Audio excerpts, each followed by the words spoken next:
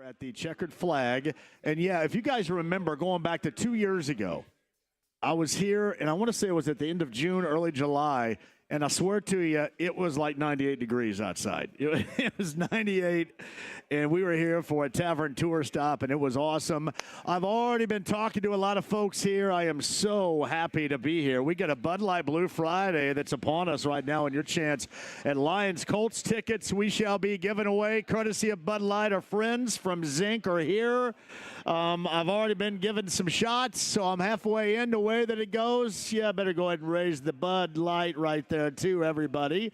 Thank you all for joining us, and thank you, Zinc, for scheduling us at the awesome checkered flag. Again, Morris and Washington. We'll talk about this place. I think Stacy is going to join us a little bit later on. Right? We're going to yak it up a little bit with Stacy about this place. But we have a loaded show for you today. If you mentioned, or I should say, if you heard Jake mention at the end of his show, what they're going to be talking about on Monday. He was brought up the Lions and the Colts and obviously all the sports this weekend. A lot of IU football conversation today. Noon tomorrow at the Horseshoe in Columbus has IU and Ohio State. It's interesting.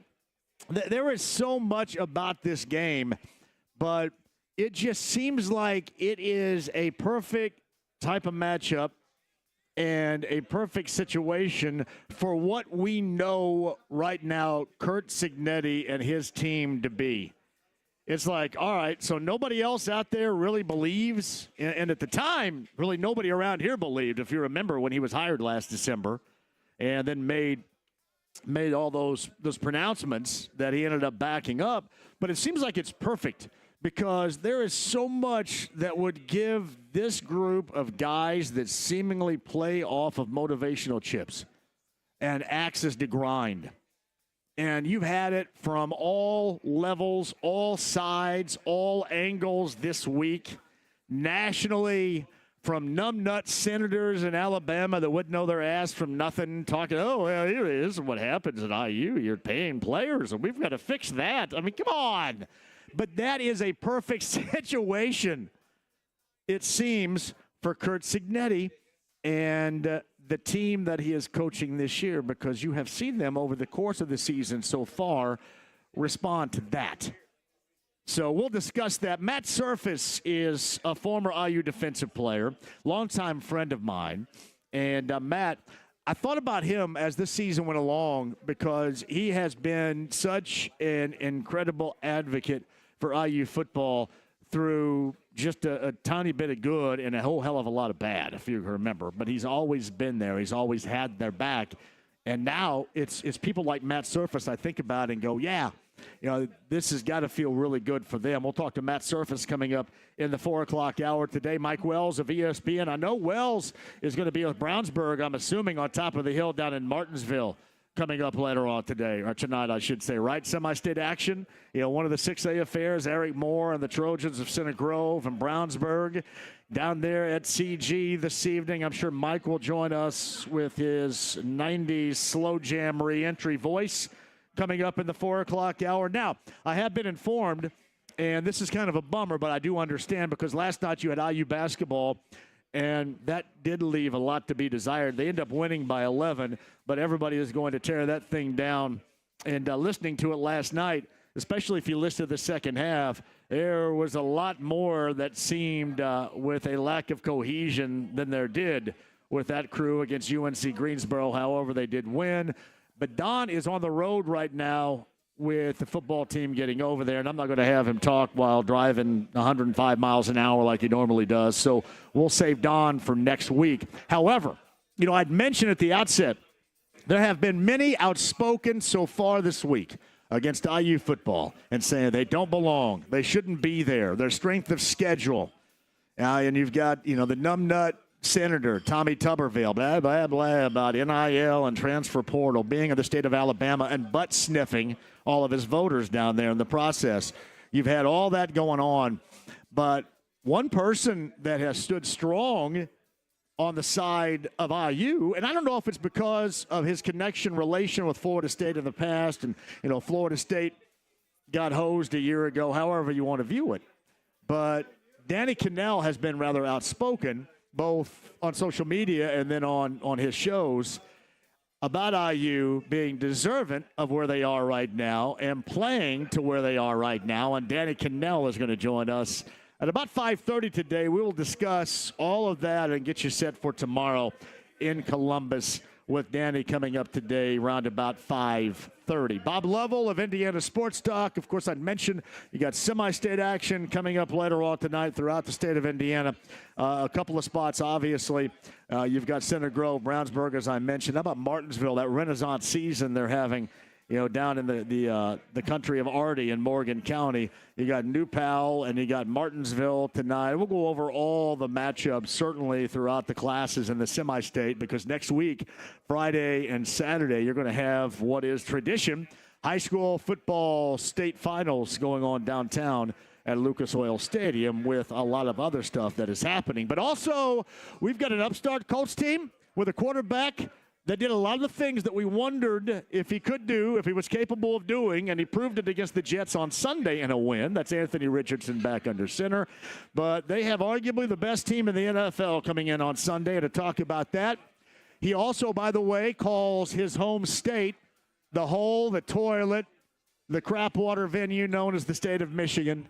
But he's also my partner on the Colts pregame huddle. The Gorman joins us on the Andy Moore Automotive Group hotline. I know you hold no allegiance to the crapwater state of Michigan, and I'm proud of you for that. Well done. Well, not true entirely. I mean, I still have my roots there, and mom and dad and sister and brother-in-law and brother are up there. But I don't know what woman broke your heart from Michigan years ago, but it stuck with you for a lot of years, brother. I know that.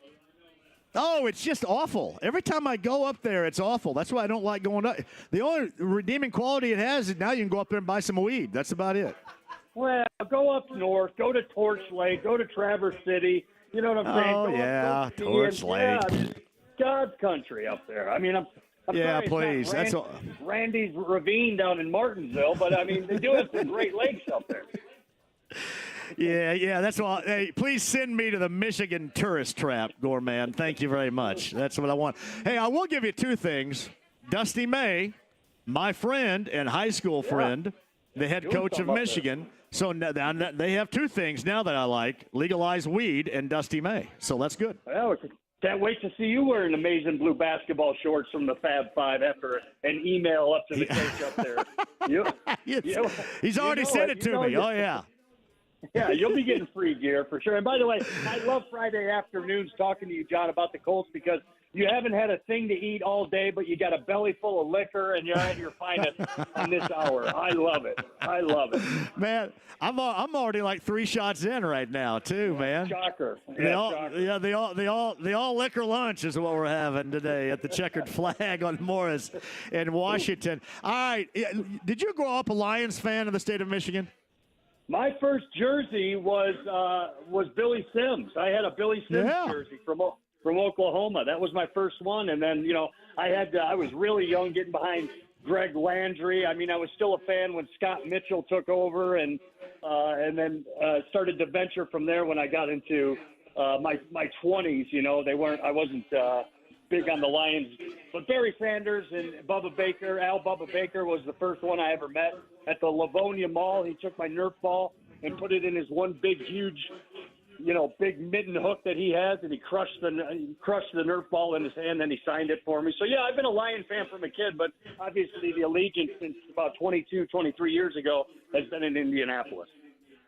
So, yeah, I remember that. I grew up a Bears fan. So, obviously a lot of Bears games and, watching a lot of those matchups with Detroit. There wasn't a lot to lean on. I mean, you had Billy Sims, and then obviously you had Barry Sanders, and Wayne. I don't know how many times you ever got to lean on the head coaching prowess of Wayne Fonts. Did you? Exactly. But you know the deal. We had Eric Kramer in Detroit. You had Eric Kramer in Chicago. I mean, it was just like it was just like we were awful, and everybody knew we were the team was awful for 50+ years. So it is fun to see the Motor City get some love, and they're obviously doing something right. They're bringing one of the highest-powered offenses into Lucas Oil on Sunday. It's ridiculous how good Jared Goff is playing after, like we said the other day, John, he was a throw-in on the Matthew Stafford trade, and now literally one of the best quarterbacks in the league. And if you can slow him down, you got a chance. If he's hot, you don't have any chance because all his playmakers are going to show up as well. So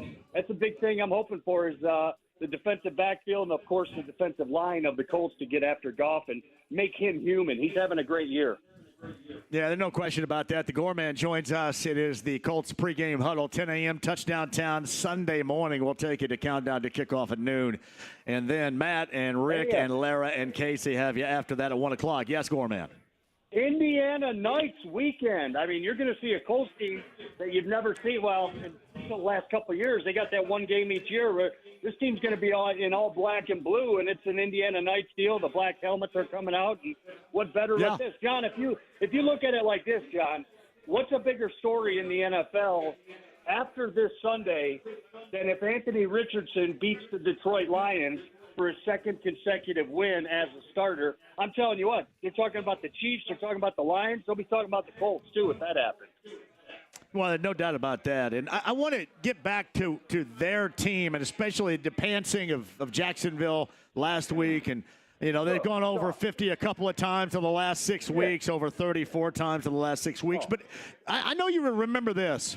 How interested were the Colts and Dan Campbell? It wasn't the last, I don't think, hiring cycle. It may have been the one prior. But whenever it was, what was the level of interest they had in Dan Campbell before going and deciding to go a different direction that ultimately he lands in Detroit after that?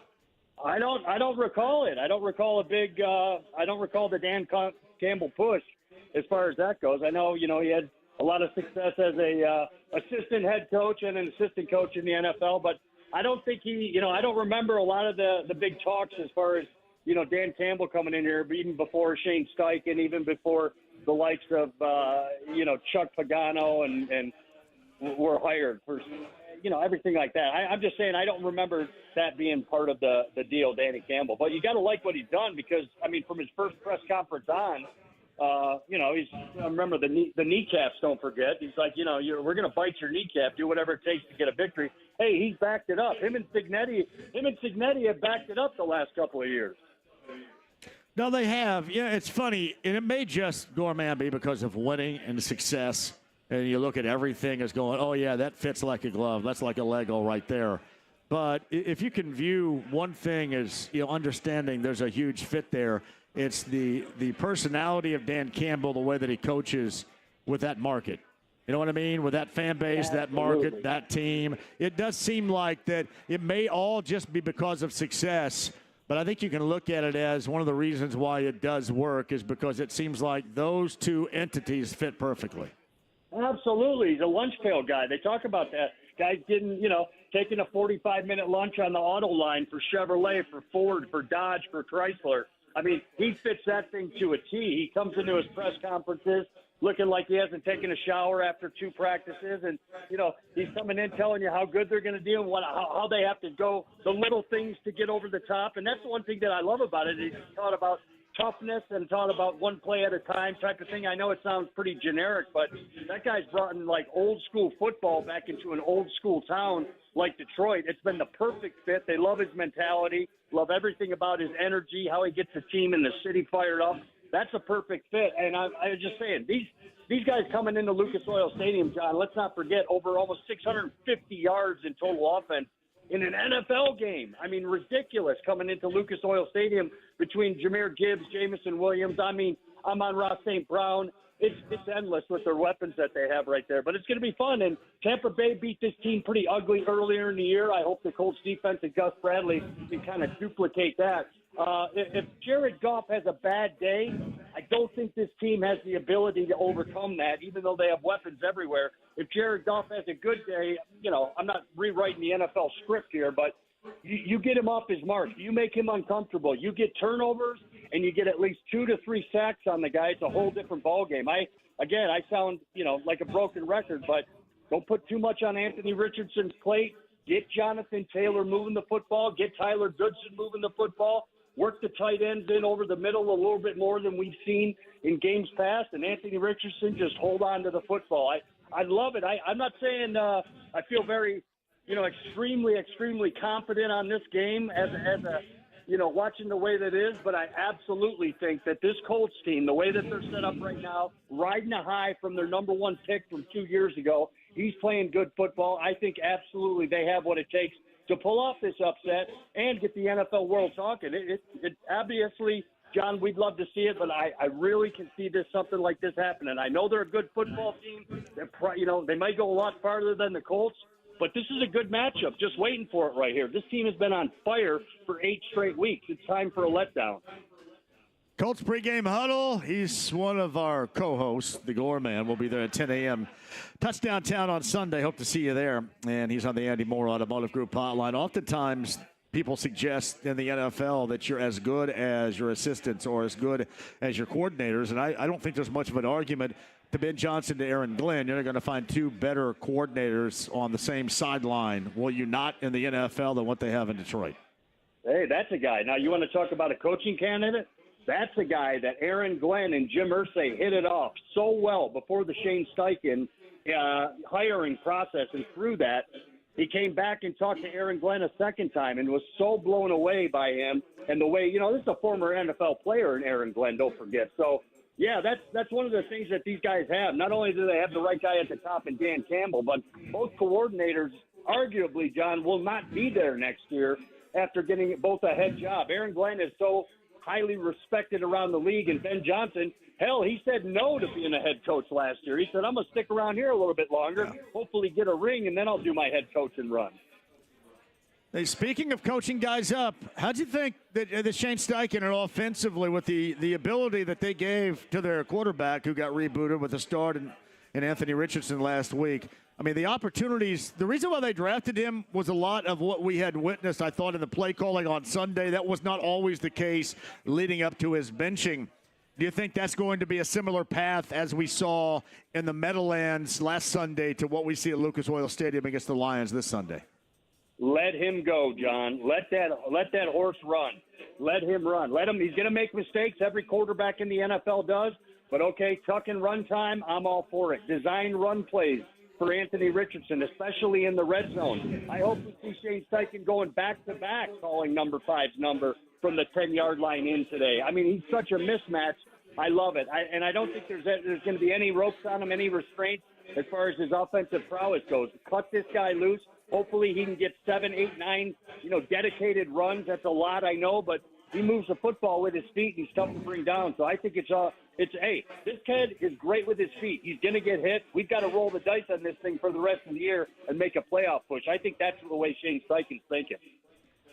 So the Gore Man with us coming up on Sunday. We shall wrap it up with a couple of things that have to happen. I want to go back to starting where you did in the secondary. You and Matt talked to Jalen Jones a little bit earlier this week, and I was privy to that conversation. And you're going to have some exceptional play, I think, beginning with him in that secondary Sunday.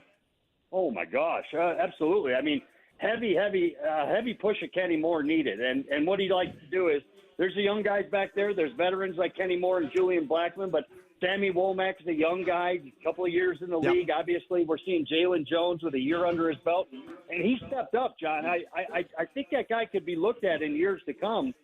I'm really saying that Jalen Jones could be one of those corners that you look like that has been there on that island for a couple, 6, 7, 8 years in a row. He's got length. He's got size. He hits like a truck.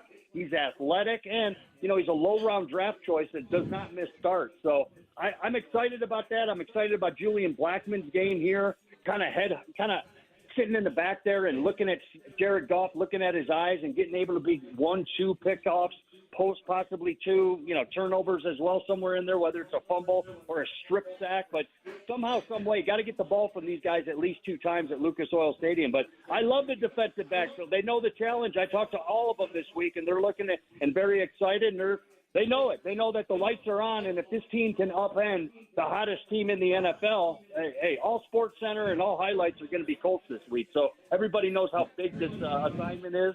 Can't wait for the team to show up and show out. All right, the JMV Takeover, the final episode of the the 4th season of 2024 is coming up on Saturday night, tomorrow night. You just mentioned the lights are on. The lights are on and no one's home. starts, lyrically speaking, to what 80s classic song, Gorman? The lights are on and no one's home. Oh, boy, that's a good You're one. mine and not your own. Your heart sweats. It's your Robert body Palmer. shaves. Yeah. There you go, buddy. You might as well Palmer. face it. You're addicted to love. Hey, man, I got one thing going for you before I go.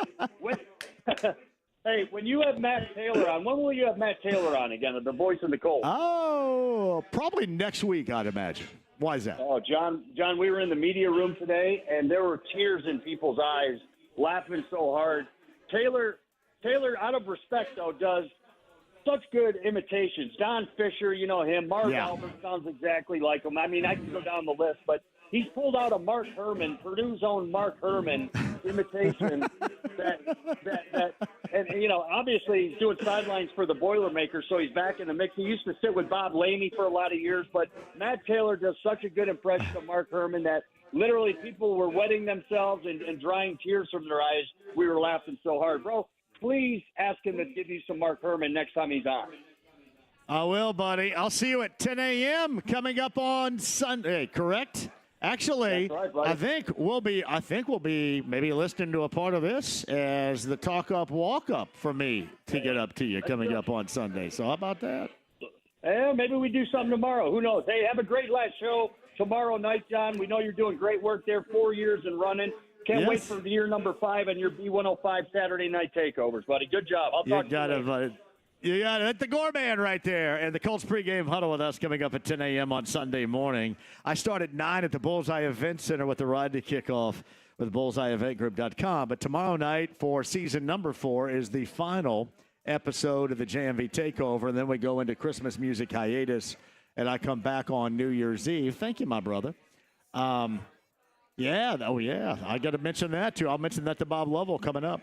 But, yeah, we're going to go all into it coming up tomorrow night. I will tell you this. I had conversations with Ryan Nally and Ryan Miller and Brent Halverson yesterday up at the Free Spirit in Castleton. There is a really good chance we do a live JMV Takeover, which would not be on the radio, but a live kind of party version of that coming in December on a Saturday night. There is a good chance that is happening, and I'll keep you updated on that. But season number 5 of the JMV Takeover officially starts on New Year's Eve. We'll have about a month off, and rightly so, too, because, I mean, hell, everybody listens to it except for me. You got Christmas music that starts on, is it on Monday? Yeah, it's on Monday on B105.7. Like, I get, like the U2 song, A Very Special Christmas, U2, Run DMC, Christmas in Hollis. Last Christmas with Wham, I can do that. Carl. Burl, anything Burl Ives I can do. Silver Bells. Yeah, I can do that. Holly Jolly Christmas that's Burl Ives. I can do Burl Ives, but yeah, I get about 5 deep. 5 deep, and that's about it for me right there. But the final episode of the JMV Takeover for season number 4 is coming up tomorrow night. We've got Sullivan Hardware and Garden gift cards. In fact, a couple in value of $200 that we'll give away coming up on tomorrow night show. Meantime, this reminder, log on to MoyerFineJewelers.com/JMV. Sign up, fill out your picks for week number 12, your Larceny Bourbon Locks, Luna Azul Tequila Shots, and you could win a $1,000 gift certificate courtesy of Moyer Fine Jewelers in Carmel. We are doing that for a 3rd consecutive week. So go ahead and log on and sign up right now. It's very easy to do. MoyerFineJewelers.com/JMV. I've got word from Matt Surface that he is under the weather, so we're going to let him slide until the other end of this weekend in college football. So 4:30 is now open. We got Bob Lovell, Mike Wells, Danny Canel, all to come on this Friday at one of my favorite places. We're at Morris and Washington at the Checkered Flag, a Bud Light Blue Friday, Lions and Colts tickets to give away, and a whole lot more. My advice is to stick around, or better yet, join us here, because this is one hell of a place on one hell of a Friday with 93.5 and 107.5 The Fan.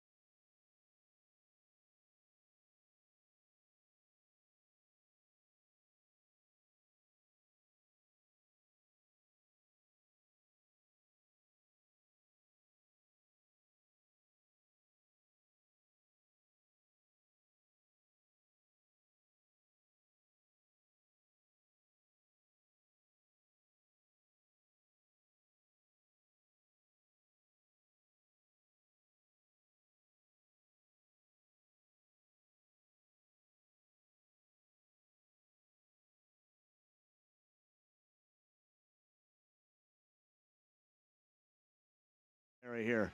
I love it. Love this place. Bud Light Blue Friday. It is just really off of 465 right here. I mean, it's so easy to get to. You can join us. Come over here, have some of the great food. Ice cold Bud Light. Hang out with us. Man, Shane has been setting me up here. Shane's setting the table for me to have one incredible Friday night right here, Shane. Thank you very much. But seriously, we would love to see you out here and your chance for Lions and Colts tickets coming up as well. Hey, by the way, I'm going to have a couple of more opportunities at Bullseye event group passes for you on Sunday morning coming up here as well. Now, you don't have to be here. You just got to listen to win for that coming up when I make the call for number 9 a little bit later on. But, yeah, we're busy. Pacers-Bucks. This is the third of 3 straight on the road. And holy crap, does this Pacer team – I wanted to say they need a win, and that goes without saying. But can you look good? Can you look good tonight? Can you look cohesive for a minute?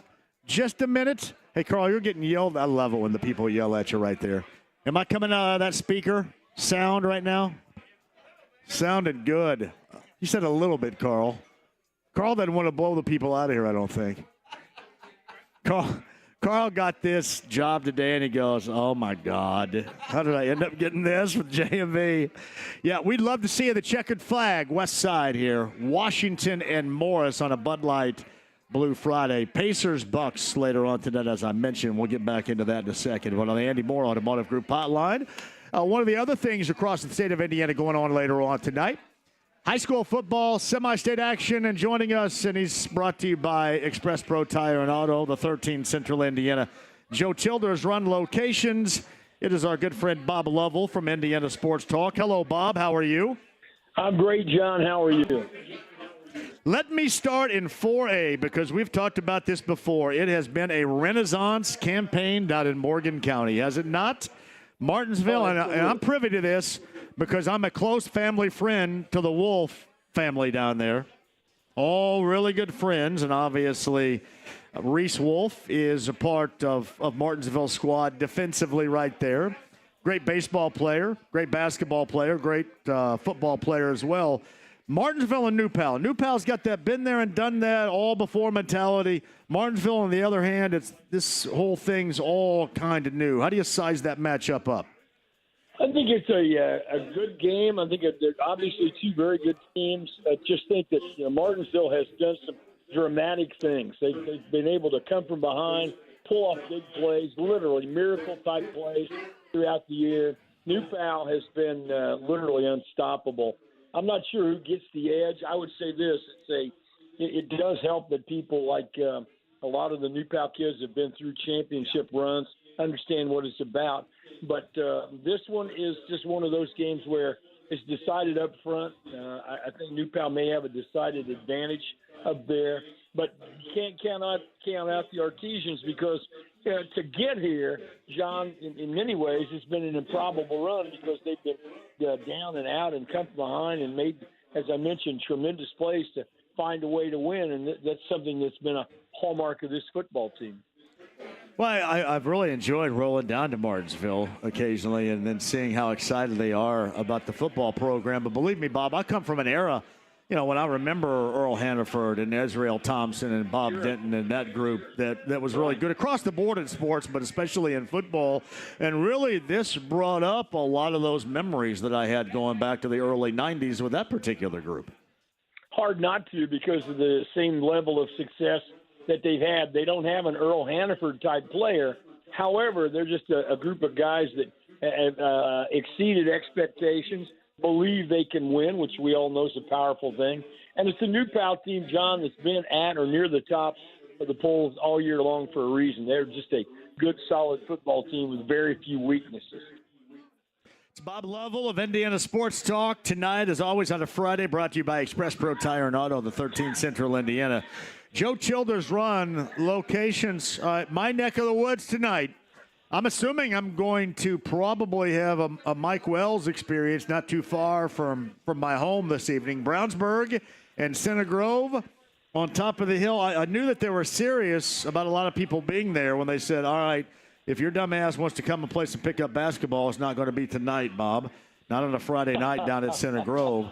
So Brownsburg and CG, there's another situation at this point in the postseason to where one team has the been there, done that mentality, and the other is experiencing it or has a lack of experience in that capacity. What do you think? I think this may be one of, if not the best games in the state. I couldn't tell you who's going to win, John. I mean, I really couldn't. They're both two real good football teams, really talented on both sides of the ball, had different paths to get where they are. This is one of those you pick 'em type games. They're two really good football teams. Center Grove just seems to be both of them seem to be getting better and better at the right time. And so, it'll be an incredibly well-attended game. And literally, in my mind, comes down to the last minute or so of the game. Hey, it's up there in the region, and honestly, I don't pay too much attention, and I probably should, but Crown Point and Westfield, is there an advantage for the team out of Hamilton County, in this case Westfield, to get that Crown Point team over having to play a Brownsburg or a Center Grove, or at this point in time of the season, does it matter at all? You know what? I don't think it matters. I mean, it's Crown Point. Listen, it's very good. They're a really, really good football team. Have steamrolled everybody in that part of the state, and expected to be good. Expected to probably be where they are. And Westfield, the coach, the job that Coach Miracle and his guys have done is unbelievable. They just they lose the coach. Coach retires. They bring in new players. They've just continued to play at a high level for the last 3 years, which is insane. This is one of those games, again, where I don't know that there's a favorite. I just think that both teams have played great schedules. Westfield clearly might have played a more difficult schedule, but these are both really, really good football teams. So Bob Lovell is with us. Big Earn here wants me to ask about Maryville and Warsaw, that 5A matchup, and I'll let you lead into that. And also with Decatur Central and Bloomington South, I don't know how long it's been. Bloomington South with Mo Moriarty in the day, used to be a staple going this deep in the postseason. This seems like maybe for the Panthers the first time in a while, and Decatur Central's got some talent really across the board with their squad. Well, Bo Polston has played well there. This is the big key in this case. Bloomington South figured out how to stop Decatur Central. Offensively, the Hawks are really, really good, and they're doing really, really well. The Maryville-Warsaw game, John, both teams win the football, and that's basically it. They just play. That's how much they're just play on the football, and they come right at you and dare you to stop them. And if you don't, it's going to be a long night for you. But they both play the same. Two really teams defensively have played well, so it's going to be interesting to see what gives in that matchup. No doubt about that. It's Bob Lovell of Indiana Sports Talk tonight's got you covered with this tomorrow with IU and Ohio State and college games as well on Indiana Sports Talk. Express Pro Tire and Auto, the 13 Central Indiana. Joe Childers run locations, expresspro.com for details. I should mention 3A, Garrett, Fort Wayne Lures, Batesville. Our good friend Tony Donahue is going to be down at Heritage Hills and Santa Claus for that 3A semi-state going on there. Adams Central, Andrean. Hey, Bob, telling you, southeast side of Indy invaded by Greene County. It's just the other side of the White River, Greene County, with Linton up here at Lutheran. Right. So, yeah, you better go ahead and nail down all the valuables this weekend, buddy. Let me tell you that. Well, no, the Lutheran it's a good game, John. You're allowed to say that you're not allowed to, but you can get away with it. That's a really good game. And to this point, Lutheran continues to – it doesn't matter what class they're in, they just keep winning. I think they're going to continue. Lock the doors and windows, Bob, over on the southeast side, because here comes Linton, Indiana. I'm just joking. Obviously, I love Linton, Indiana. Not so much when I grew up, I thought they were a complete armpit, but I like them more now because we're all together in the same county. You know what I mean? I understand what you mean. I really do. I have friends from there now that I thought were complete buttholes back when I was in high school. So that's how things change. You know what? We're all grown up. Were back in the day. No, I was the nicest guy. I was equally as nice back then and that was a shortcoming. That was my downfall. I was too nice. All the mean dudes whipped my ass, Bob. That's what happened. Okay. I had to be a little more mean. I need to mix in a little bit of mean. Yeah. If that's what you're going with, I'm with. Okay. All right, man. I know you're going to have a popular show, as you always do later on tonight and tomorrow night. Indiana Sports Talk at Bob Lovell, Express Pro Tire and Auto, every Friday right here, expresspro.com, with your high school update roundup, and we'll find out who plays coming up next week on Friday and Saturday at Lucas Oil Stadium for a state title. Bob, I appreciate you, man. Have a great time tonight, tomorrow night. Thanks, John. Have a great weekend. You got it, Bob Lovell, right there. I was too nice, Carl. I was a nice guy. God, I was a nice guy. All those Linton guys had BO when they were jerks. Oh, man. I'd love them now, though, seriously. Back then, I go, yeah, not so much. But now I do. That's just kind of what happens. Hey, Carl, does that mean I'm all grown up now? Yes. Am I all grown up? I'm going to be 55 in December. Am I all grown up at 55? Am I mature? Yes. Thank you, buddy. Man, makes me feel good. Hey, Bud Light Blue Friday. We're at the Checkered Flag, Morrison, Washington. Can you join us? Because I love this place, and you will, too. Ice cold Bud Light. We've got your chance at Lions Colts tickets coming up. I've got Bullseye event group passes for you coming up on Sunday as well. Mike Wells with the R&B Slow Jam reentry, which is going to be more appropriate today than it ever has been, because you guys seen, like I walked in here and they had on SWV and Week playing. I go, man, that's awesome. Carl goes, well, I don't know about this 90s pop, so I'm going to be a jerk and I'm playing nothing but 90s pop right now. But SWV was playing in Week, and I go, you know what, this is appropriate for Mike Wells. But tomorrow night at Cambridge Fieldhouse, I believe you got Monica, you got Tyrese, you have 112, and I believe you have Silk, all tomorrow night at Cambridge Fieldhouse. Carl, would you want to see any of those bands, any of those acts, any of those groups? I always thought Monica was smoke. Monica was smokehouse stuff right there. No? Tyrese was in Fast and Furious 2, remember, with the late Paul Walker? They called each other bro all the time. Hey, bro. Hey, cuz. Cousin bro was all the time. Like, hey, cousin bro in the script everywhere right there. No Silk? Freak me? Come on, man. Tomorrow night, Cambridge Fieldhouse. I'll play on the JMV Takeover tomorrow night a couple of songs in their honor, and we'll re-enter with Mike Wells at a slow jam top of the hour. Danny Canel on why he digs on IU going into Columbus coming up on Sunday. Hey, that and more. I want you to sit tight, and if not, join us. West Washington and Morris, we're at the Checkered Flag, Bud Light Blue Friday. The AAA Membership Lounge via YouTube Live. Become a AAA member today. They have your back 24/7, 365 on the road as we get into late fall and early winter months. The AAA Membership Lounge via YouTube Live at 93.5 and 107.5 The Fan.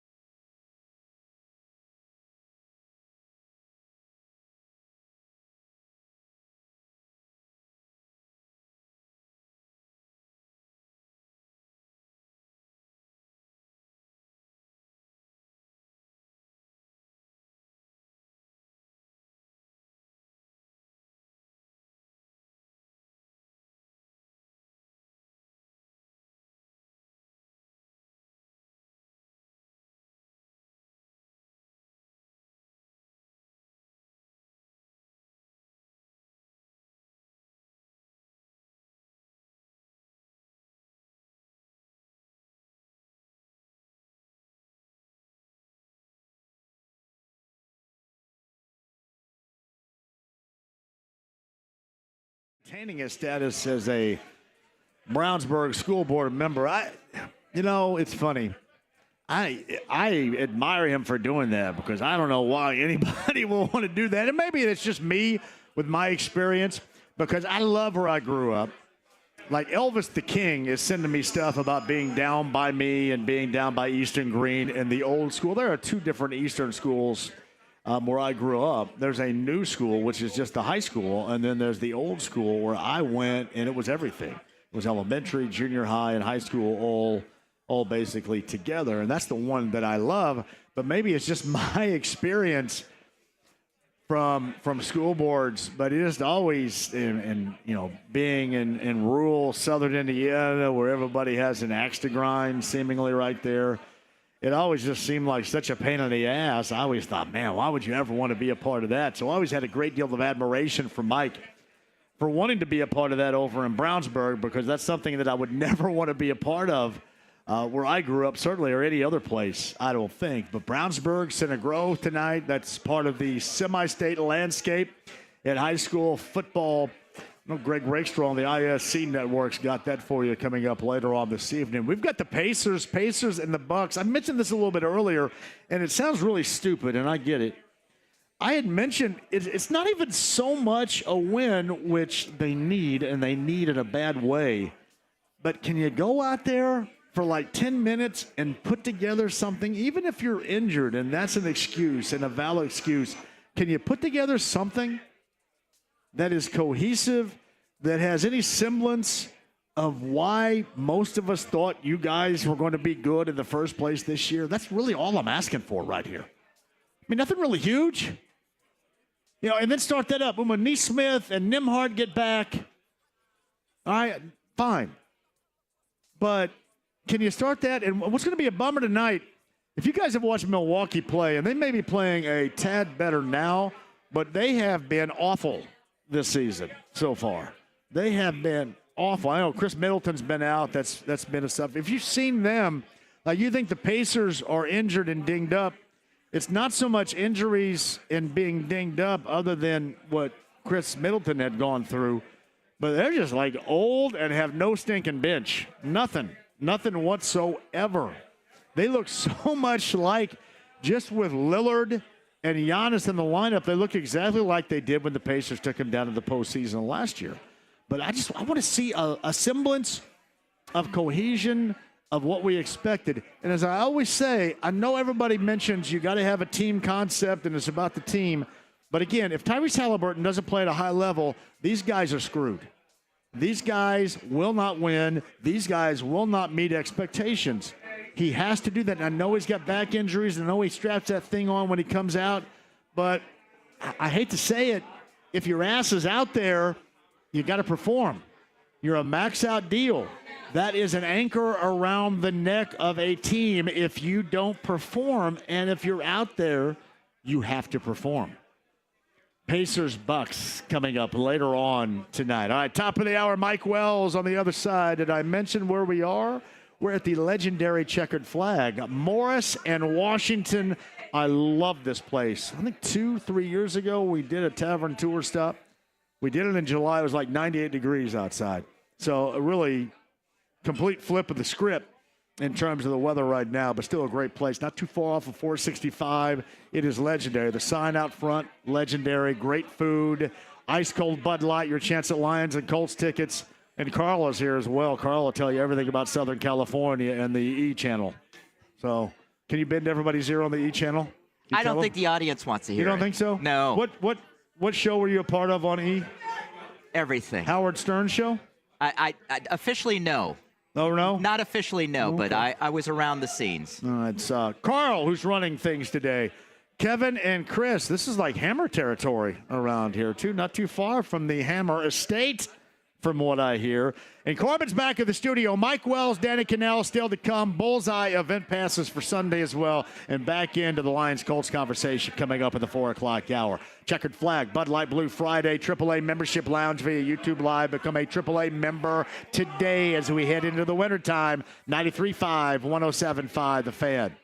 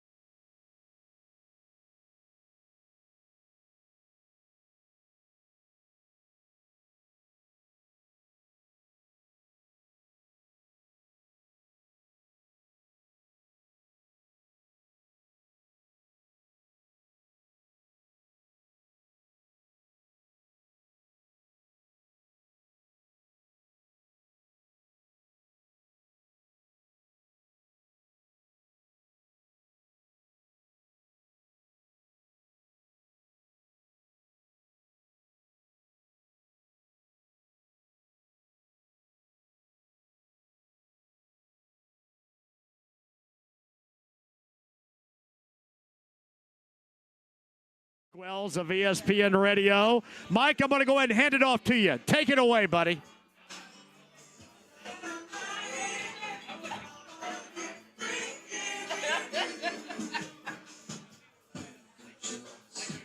Hey, Corbin, is Mike there? I want to be your next man. There you go. Now I hear you. Go ahead. Keep going, Mike. Yeah. You know just what I mean. You know what I mean.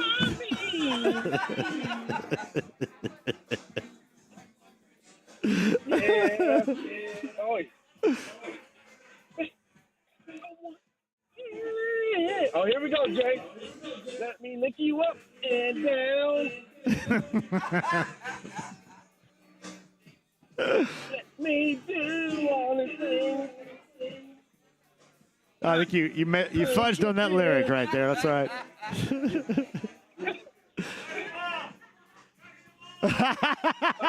Hey, my man Corbin messed me up coming in. I know, man. He got you off beat right there. Hell, you kind of, hey, Mike, I passed you that baton. You acted like I passed it to somebody from Greene County trying to take that thing away right there. What happened? Hey, here's the thing, man. I was excited, man. And I was singing to myself, and y'all couldn't even hear me. I know you were sounding good. That's what we'll say. I guarantee you that. Hey, let me tell you. 1992, 1993. Right. Now, you reminded me of this yesterday in a text. But tomorrow night at Gamers Fieldhouse, Silk is going to be on stage playing that song, correct? I'm heartbroken, brother. I mean, one thing you and I always do when our favorites are in town, we roll up and hit the concert up, man. And honestly, our good buddy Stephen Holder sent me a text. He goes, hey, you'll like this. He goes, this is where I'm going on Saturday night. I was like, oh, hell no. My man Jay didn't hit me up. We didn't get our hustle on to get up in the suite. Yes, I know. I messed up big. Well, I've got the final JMV takeover for one, but no, man, I'd have been all about that. I've not seen Silk. I think it's 112, Tyrese, and Monica, I believe, tonight or tomorrow night at the Gamebridge Fieldhouse, right? Yes, man. Listen, hey, check this out. If you find some tickets, though, I know you can't be there. I'll even wear a JMV is a man shirt to get up in that bad boy. Well, you know, our good friend and my boss, Dion Livingston, may be able to help you out. The awesome Karen Vaughn at WTLC or DJ King. I'm shouting out a bunch of names here to see if we can't get a response to maybe get you a couple of tickets so you can go. Because let me tell you that, you can't have Silk come to town and miss them doing There's a Meeting in My Bedroom. You can't miss that. Exactly. And by the way, and then when Freak Me comes on, I won't screw it up this time, man. They're gonna ask me to come on the stage, in fact. How about that? There's a Meeting in My Bedroom was always a huge irony for me because that meeting was a meeting of one. It was just me. or you didn't meet in the bedroom. You probably, you're a country boy. You said you had a meeting in the barn, bro. Exactly, buddy. Oh, yeah. So Mama wouldn't catch you sneaking the ladies in. Well, Wells knows where I kept all my Playboys back in the day right there, man. So it's still one of my favorite. The Jane Kennedy edition is still one of my favorites of all time, Mike, right there. The Playboys in the barn. The hay bales in the barn right there, buddy. Man, I tell you, boy. Listen, I know we don't want to get off track. Honestly, first time I saw Playboy, I was 13 years old, living in Germany. I snuck and checked on my dad's stash, and LaToya Jackson was on the cover with the python around her neck. Yes, LaToya. Ooh, yeah. That's some good stuff right there. I remember like it was yesterday, even though it was 30-plus years ago. You may cause me to have to just go ahead and say, okay, somebody else needs to do the rest of the show. I'm done. Oh, man, that's good stuff. Hey, are you going to CG tonight? Man, yeah, your favorite member of the Wells household has me bundling up and taking my and we're gonna take our behinds down south and see if the Bulldogs can knock off your Trojans down there in the semi-state game tonight.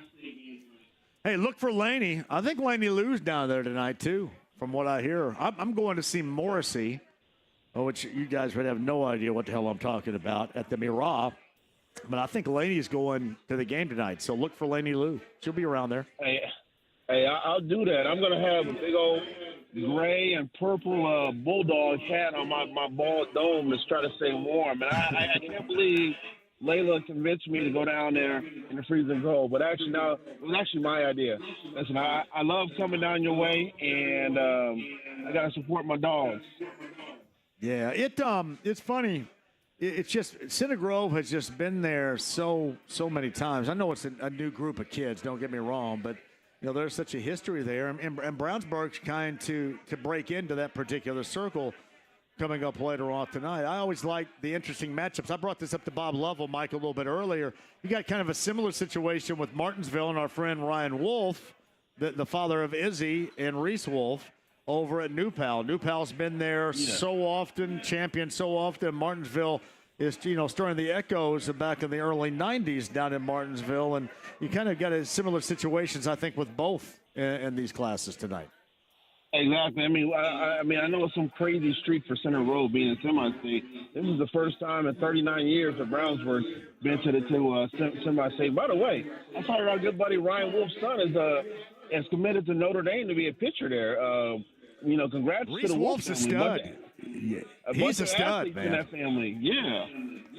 Well, and what's funny, like the one athlete that's not an athlete is Ryan. I mean, he's a good basketball player. Don't get me wrong, great basketball player is what he was. But man, Reese hits all the marks, and you know how much we all love Izzy Wolf. So yeah, he's going to be fun to watch when he gets in college, because he's a kid, and I've always had this admiration. I've told Ryan this before. He's a kid that works at it without you having to tell him to work at it. And I always thought that was the difference between, in your household, if you've got, somebody that really wants to stretch this thing out as far as they can, and then somebody that's doing it because they love it, but they don't love it that much. You know what I mean? Yeah, so he just got that natural work ethic. I love when that happens.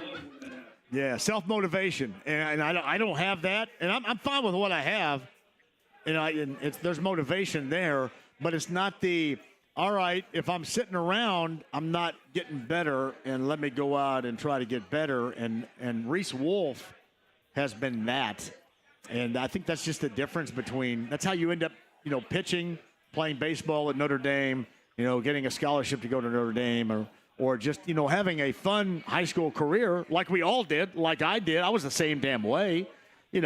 I liked to go, and I didn't like to practice. I liked to playing games, and I liked the after party after the games. And, thus you didn't see me after high school. And that's the difference between those that go on and do that and those that don't. Yeah, no, you're exactly right. And you talk about having fun and being good. Actually, this is a two-part thing on this segment. Having fun and being good is that Detroit Lions team that's coming to town on Sunday. Dan Campbell's probably my favorite coach in the NFL, man. I love what he's done in Detroit, because the reality is, after Barry Sanders retired, the only time people talk about the Detroit Lions was were they going to be eating on Thanksgiving Day by the time the fourth quarter started. Yeah. There's no question about that. I said this to Gorman a little bit earlier, Mike. Sometimes this is just a bunch of BS, and it's just conversation that comes along with a team that's winning. And it's good fortune, and it's positivity.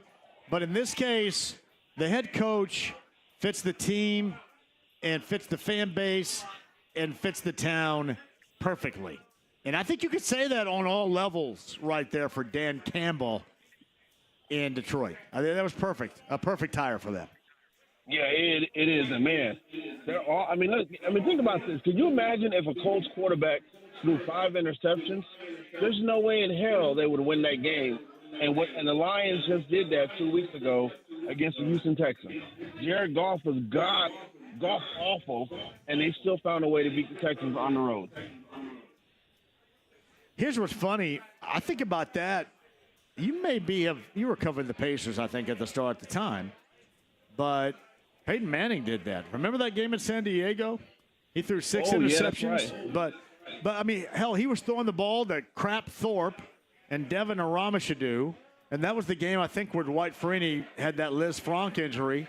And Vinatieri missed what was an incredibly makeable field goal for the win.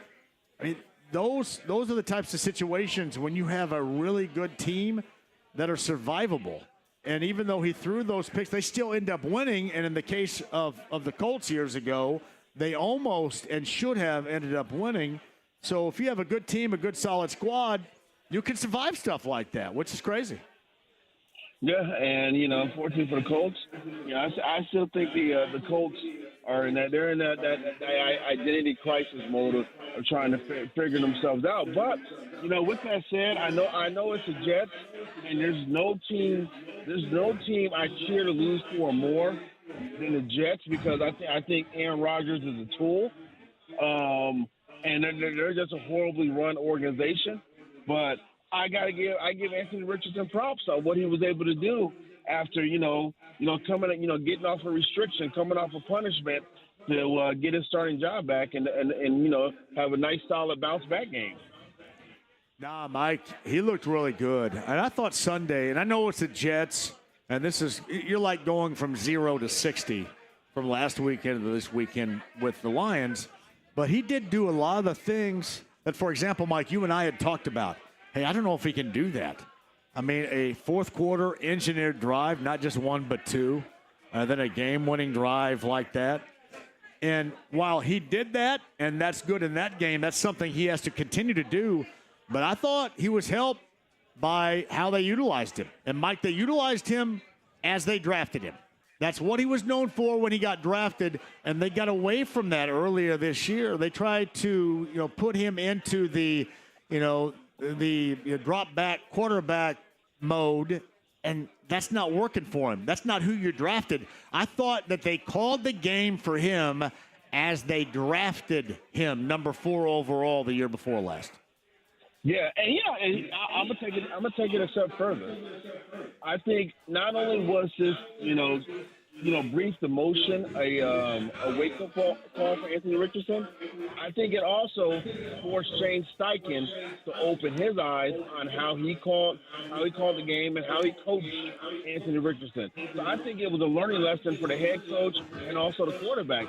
I think Steichen had to kind of reset how he approached things. So hopefully, if you're a Colts fan, this is a sign of things to come going forward, even if they do lose to the Lions on Sunday, which, I think most people are picking to lose, including myself. I got Alex from the Brick Shirt House here, is from the shop in Broad Ripple and Carmel, much like you, Mike. Big fan of Brownsburg. Big-time Brownsburg Bulldog fan. Just walked in here at the Checkered Flag on the west side.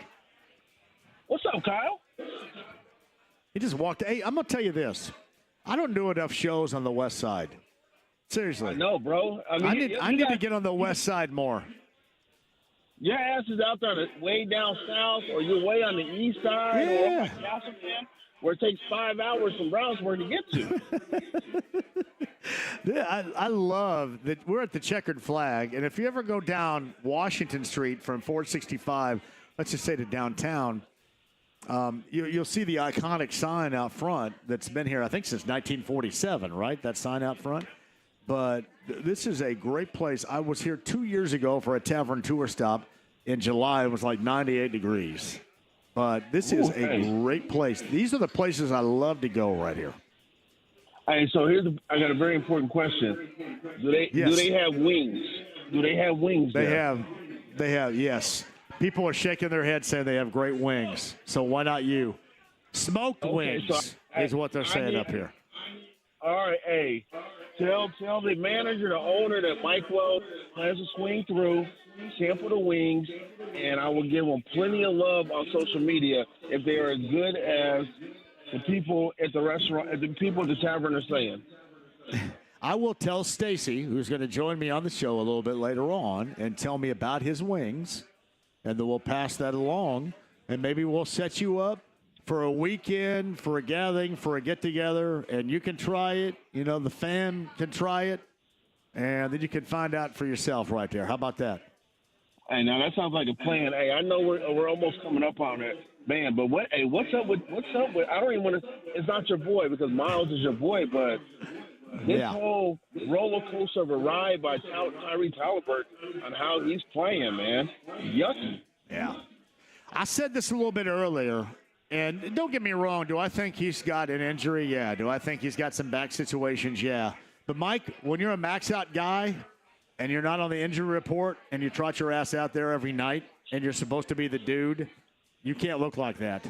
You cannot look like that. And furthermore, you can't look like that offensively when you play like that defensively. We will overlook you being, a road cone defensively if you're doing something offensively. But, Mike, without Tyrese Haliburton being Tyrese Haliburton that we know, this team sucks. It just will, and there's no way around it.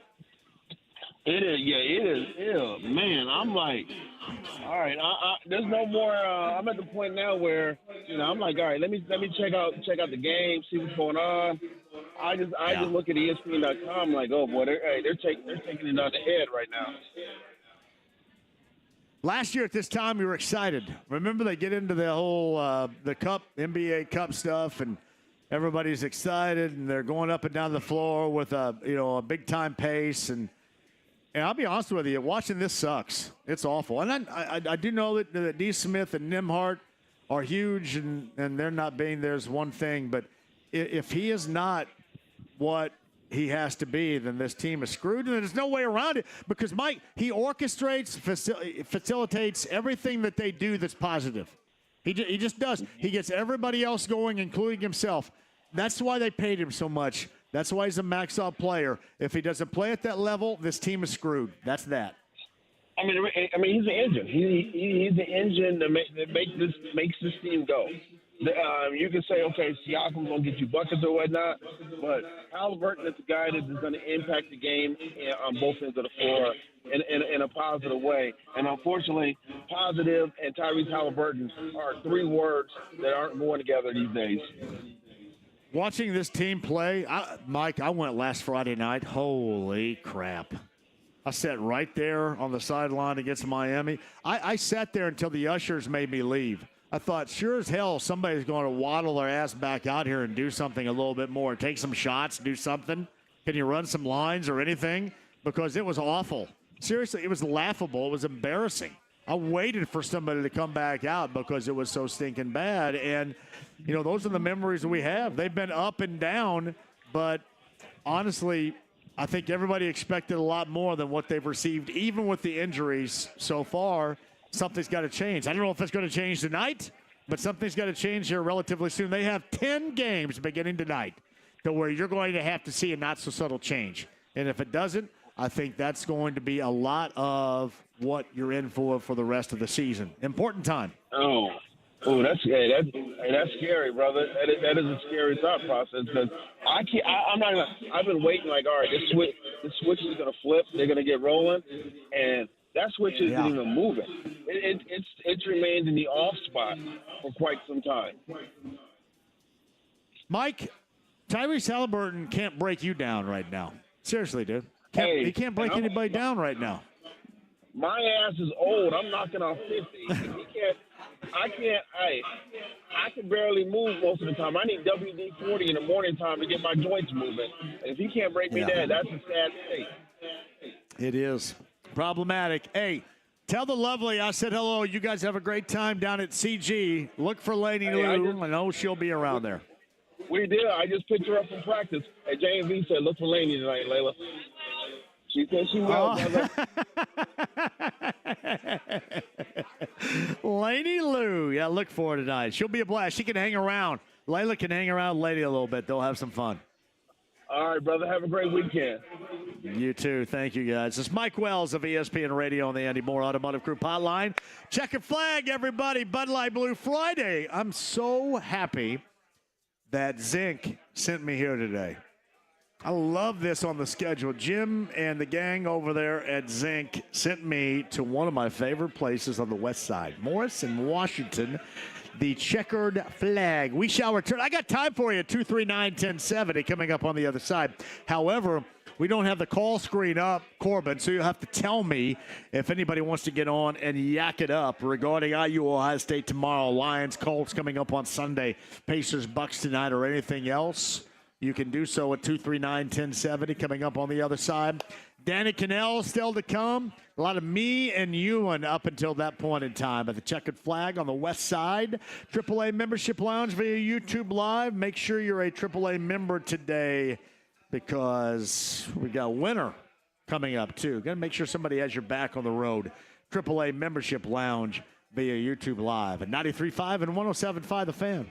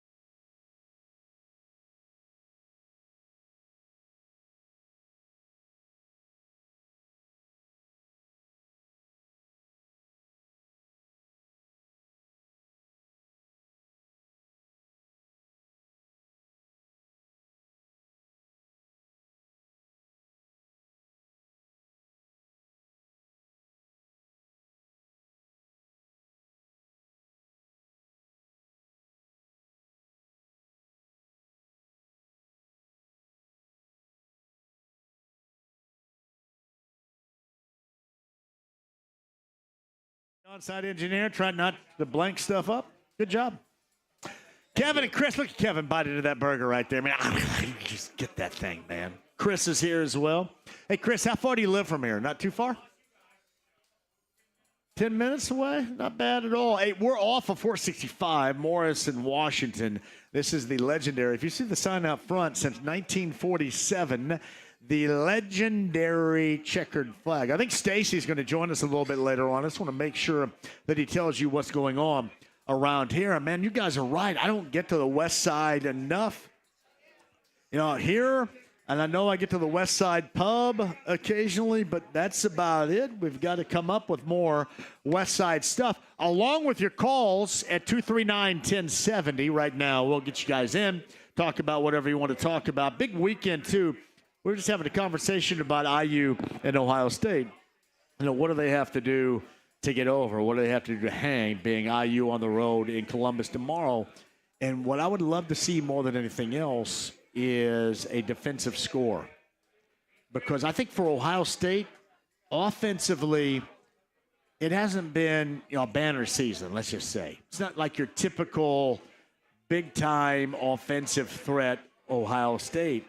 And I think if you were IU and you're able to score defensively, that is more than demoralizing to the Buckeyes at home.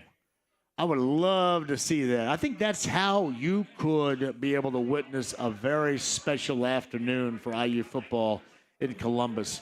If they're able to turn them over and maybe put one in the end zone defensively, we'll look for that tomorrow. Hey, by the way, not too far, Gugman House Brewing tomorrow.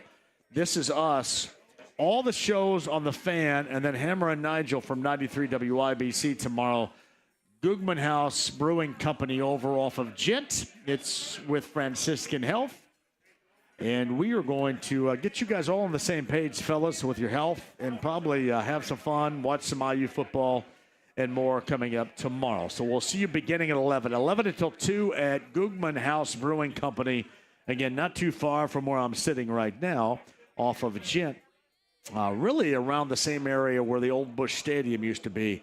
Coming up tomorrow, that starts at 11. Meantime, at 239-1070, let's get Jake on board here. Hello, Jake. How are you? Hey, what's up, JMV? Football. Hey, Jake. How are you? Good. How are you?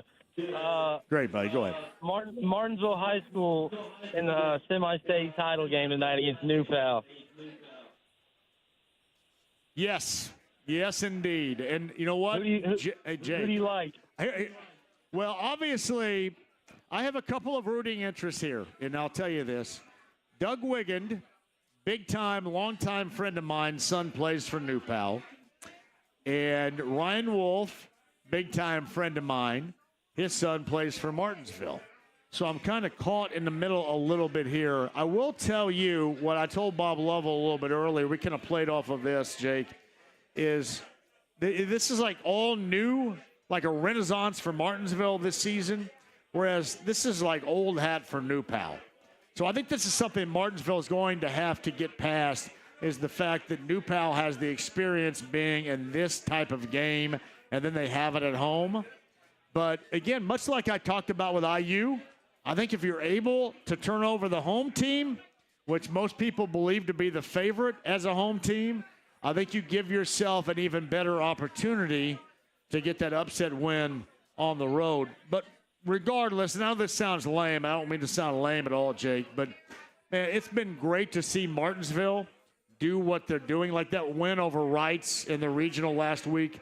Really good to see them kind of stirring the echoes of what once upon a time was a consistent level of football greatness right there. And it's been pretty cool to see that this year with Brian Duggar. Yes, sir. I agree. Brian Wolf coached me in Indy hoops for a while, so I figured you were a big fan. I've heard you interview TJ before and stuff. So, he's a fantastic coach, and there's no doubt it takes for a place like that to get up off the mat a little bit. There's no doubt they have the talent. They have the talent in the school right now. But you've got to have a little bit of inspiration, and he has provided that. Now, I want to see them be able to hold on to that and move it forward. But these seasons like Martinsville, you just haven't seen them in a long time, and it's pretty special regardless. It's just you're going up against somebody that has been there and done that so many times, and when they have that game at home especially, that can be even more difficult. So New Pal's going to come out, and they're going to lay it all out there. They're going to come at you hard early. You survive that, maybe turn them over, see what happens with a defensive situation, like I mentioned with IU, a defensive score that really, could kind of shock the system there. I think that would be going a long way to see if Martinsville can pull that upset on the road at New Pal tonight. But no, great season all around for the Artesians, no question. Yes, sir. Thanks for the call, JMV, and go Arties. You got it. Jake with Martinsville. I have loved that. I actually went down there to vote. Carl, before we were allowed to vote, I go vote. In fact, when I went to vote, they said, hey, you've got jury duty coming up here relatively soon in 2025. I said, hell yeah, give me some jury duty, baby. It's fun. Well, last time I got jury duty, it was in Martinsville, and there was a crackhead that defended himself. Oh, okay, so you convicted him. No, here's what I did. They didn't let me stay because they go, you're in the meeting, you can't stay. And I go, no, I want to stay. This is awesome. Because he got out there and he was talking to all those prospective jurors in his own language, and he said, quote, these pigs busted me on the White River when I was minding my own business. And he had a cut-off shirt, and he had high-top shoes on with shorts, and they weren't tied. And I go, God dang, I got to stay for this. This is awesome. I said, no, I want to stay. But they didn't allow me to stay. It was unfortunate. I'm sure he got acquitted then. I bet he went to jail. I bet he went to jail. And I go, hell, this is awesome, man. I got to go to this. Hey, quick break, and we shall return. We're at the checkered flag. If you guys want to check in regarding the Lions and the Colts, Pacers and the Bucks, or IU and Ohio State coming up tomorrow, you certainly can. Or wherever you're on the move to tonight as far as the semi-state, you can call me up and talk about that as well at 239-1070. I am going to see, you know who Morrissey is? Yes, I do. Who's Morrissey? Tell me who Morrissey is. Morrissey is an alternative rock superstar from the 80s and 90s. From the Smiths. Yes. So he is at the Murrah National Center. Now, he is known for a lot of things, including songs like How Soon Is Now, Every Day is Like Sunday, Suede Head. Suede Head, by the way, was a video that they shot in February of 1988 between Fairmount and Gas City, Indiana. Really? He shot that there because he was such a big fan of James Dean, and Fairmount was James Dean's hometown. And it's funny, if you go back and watch that video, you can watch it on YouTube. It's Suede Head YouTube video right now. They shot that in February, and it was like below zero that February of 1988. So he's out in the fields of Gas City and Fairmount with cows playing the bongo drums. I have to watch it. I mean, you got this goth-looking trench coat, hat-wearing English dude going in and around Gas City, Indiana. People had to think, what the hell is going on around here shooting a video? But the one thing he's known for, besides being an incredible artist, is he's a bit cantankerous. He's very much like, if you guys know Oasis, Noel and Liam Gallagher can be butthole-ish, right? Really? I wouldn't expect that from them. They can be a little bit butthole-ish, and he's been known to be that as well. But for the first time tonight, I'm going to go see Morrissey. However, if you look at the set list, Suede Head's not been a part of it so far, and I'm thinking if you're going to play it, you got to play it here in the home state of James Dean. Yeah. So hopefully that's the case. And a shout-out to Jimmy and Daniel and the gang over at the Murrah National Center. I'm going to go see. I've never seen Morrissey before, and I'm going to go sit in the orchestra tonight and see Morrissey later on tonight. Yeah, I'm very excited about that, too. All right, quick break. We'll come back. I love being here at the Checkered Flag. I want to see you, if not, hear from you at 239-1070. AAA Membership Lounge via YouTube Live. Make sure you're a part of that right now. They have your back. We're getting into the type of year, the type of season now, time of year, in which you're going to need that support from AAA. AAA Membership Lounge via YouTube Live at 93.5 and 107.5 The Fan. Back with you next.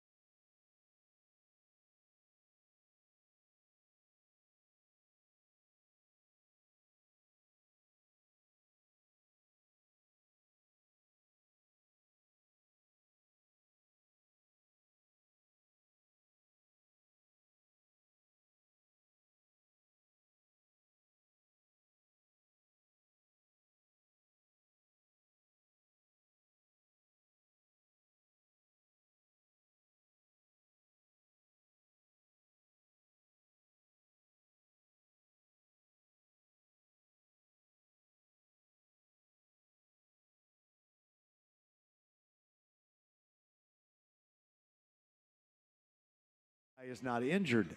Okay, I understand that, but it really doesn't matter because he's out there playing and he's not on the injury report.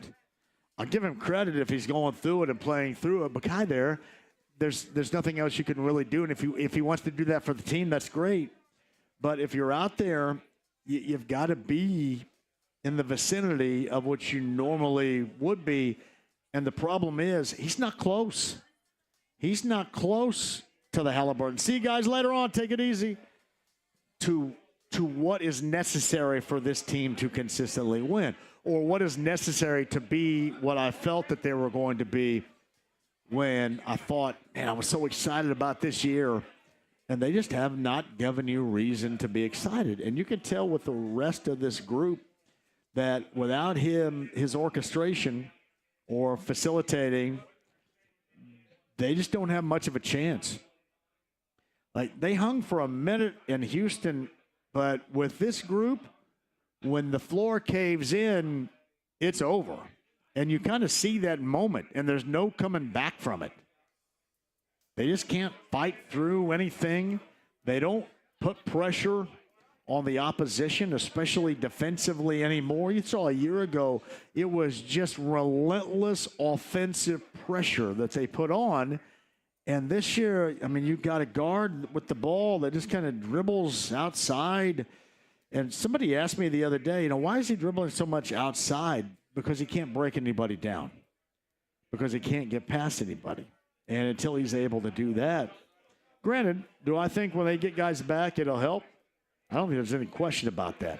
However, up until that point in time, good luck with it. This is just not going to work right now. Injuries or not. They've had opportunities. I mean, hell, Toronto was just as injured as they were on Monday night. And look at what you saw there. Got boat raced at the end of that game.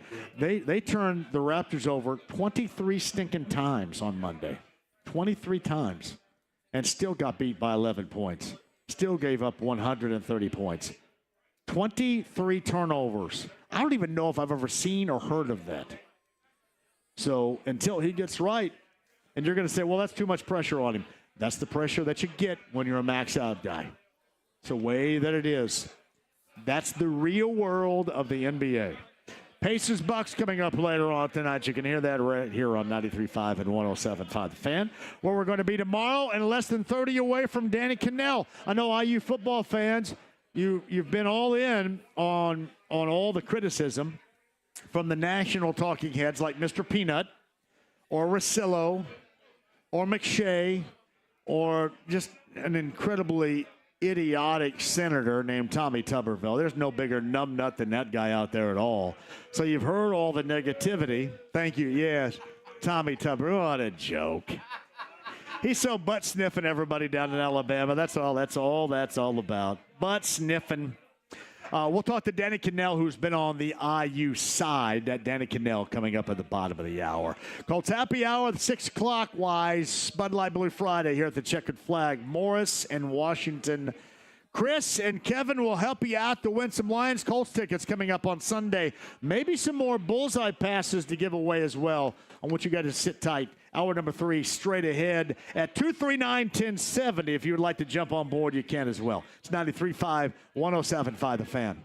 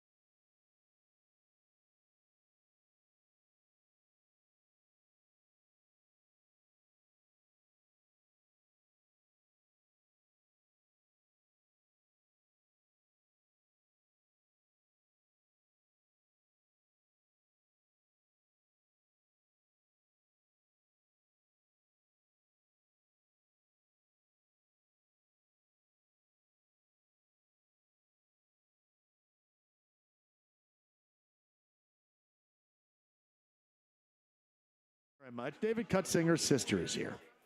David is listening right now. We're at Checkered Flag. Huge fan. Any chance you can say hi? Indeed, there is a chance we could say hi to David Cutsinger right there. Thank you for listening. Thank you for being a consistent listener because, holy hell, do we need that Carl, by God, don't we? Absolutely. We need it.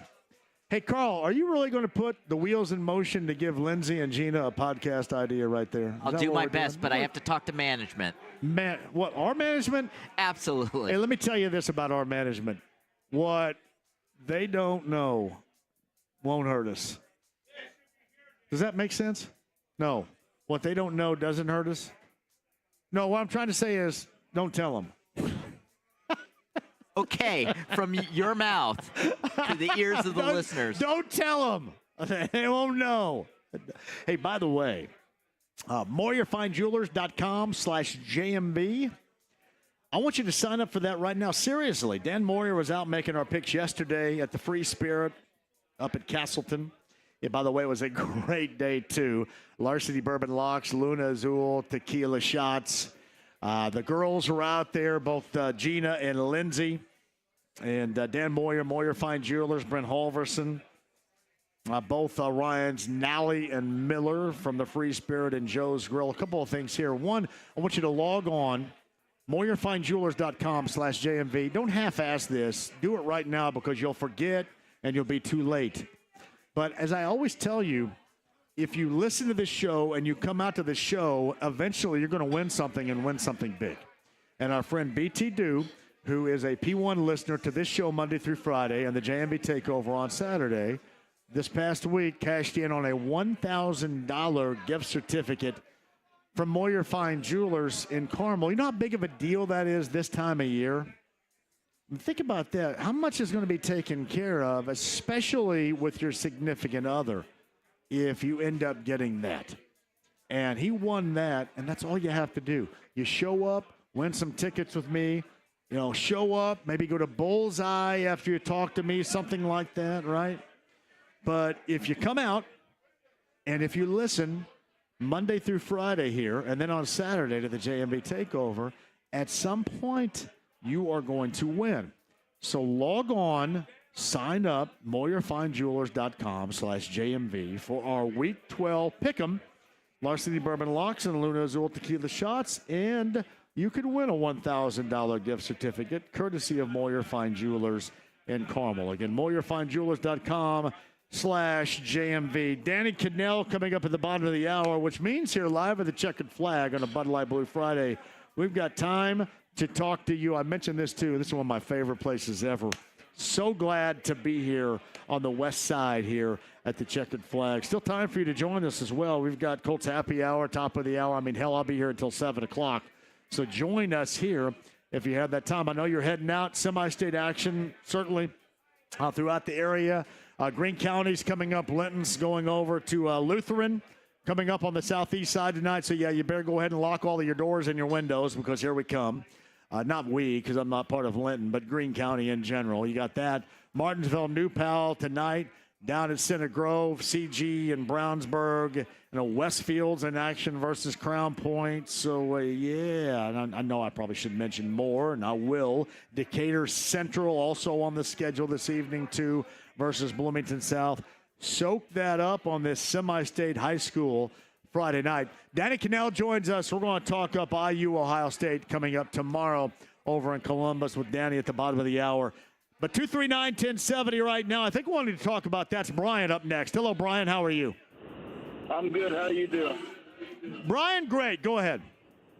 Hey, I don't know why people you are so worried. If Indiana plays Ohio State tough, and by the eye test makes it tough, they don't lose by more than 7, they're in. How can IU lose? If they do lose, how can they lose a number 2 team and not get in? And Notre Dame get by mid-level in Northern Illinois. They're about midway in the MAC.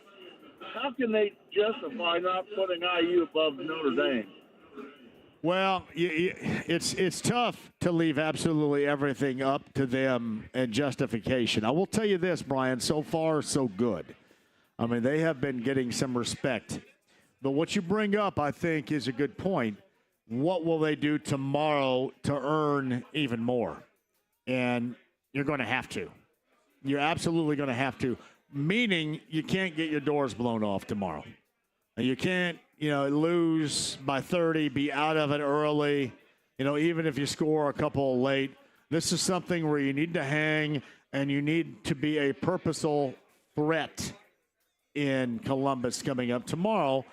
And then, even if you do lose, I think as long as you do that, as long as you play well in front of everybody in that atmosphere in that game, I think even if you do lose, you're still going to get in.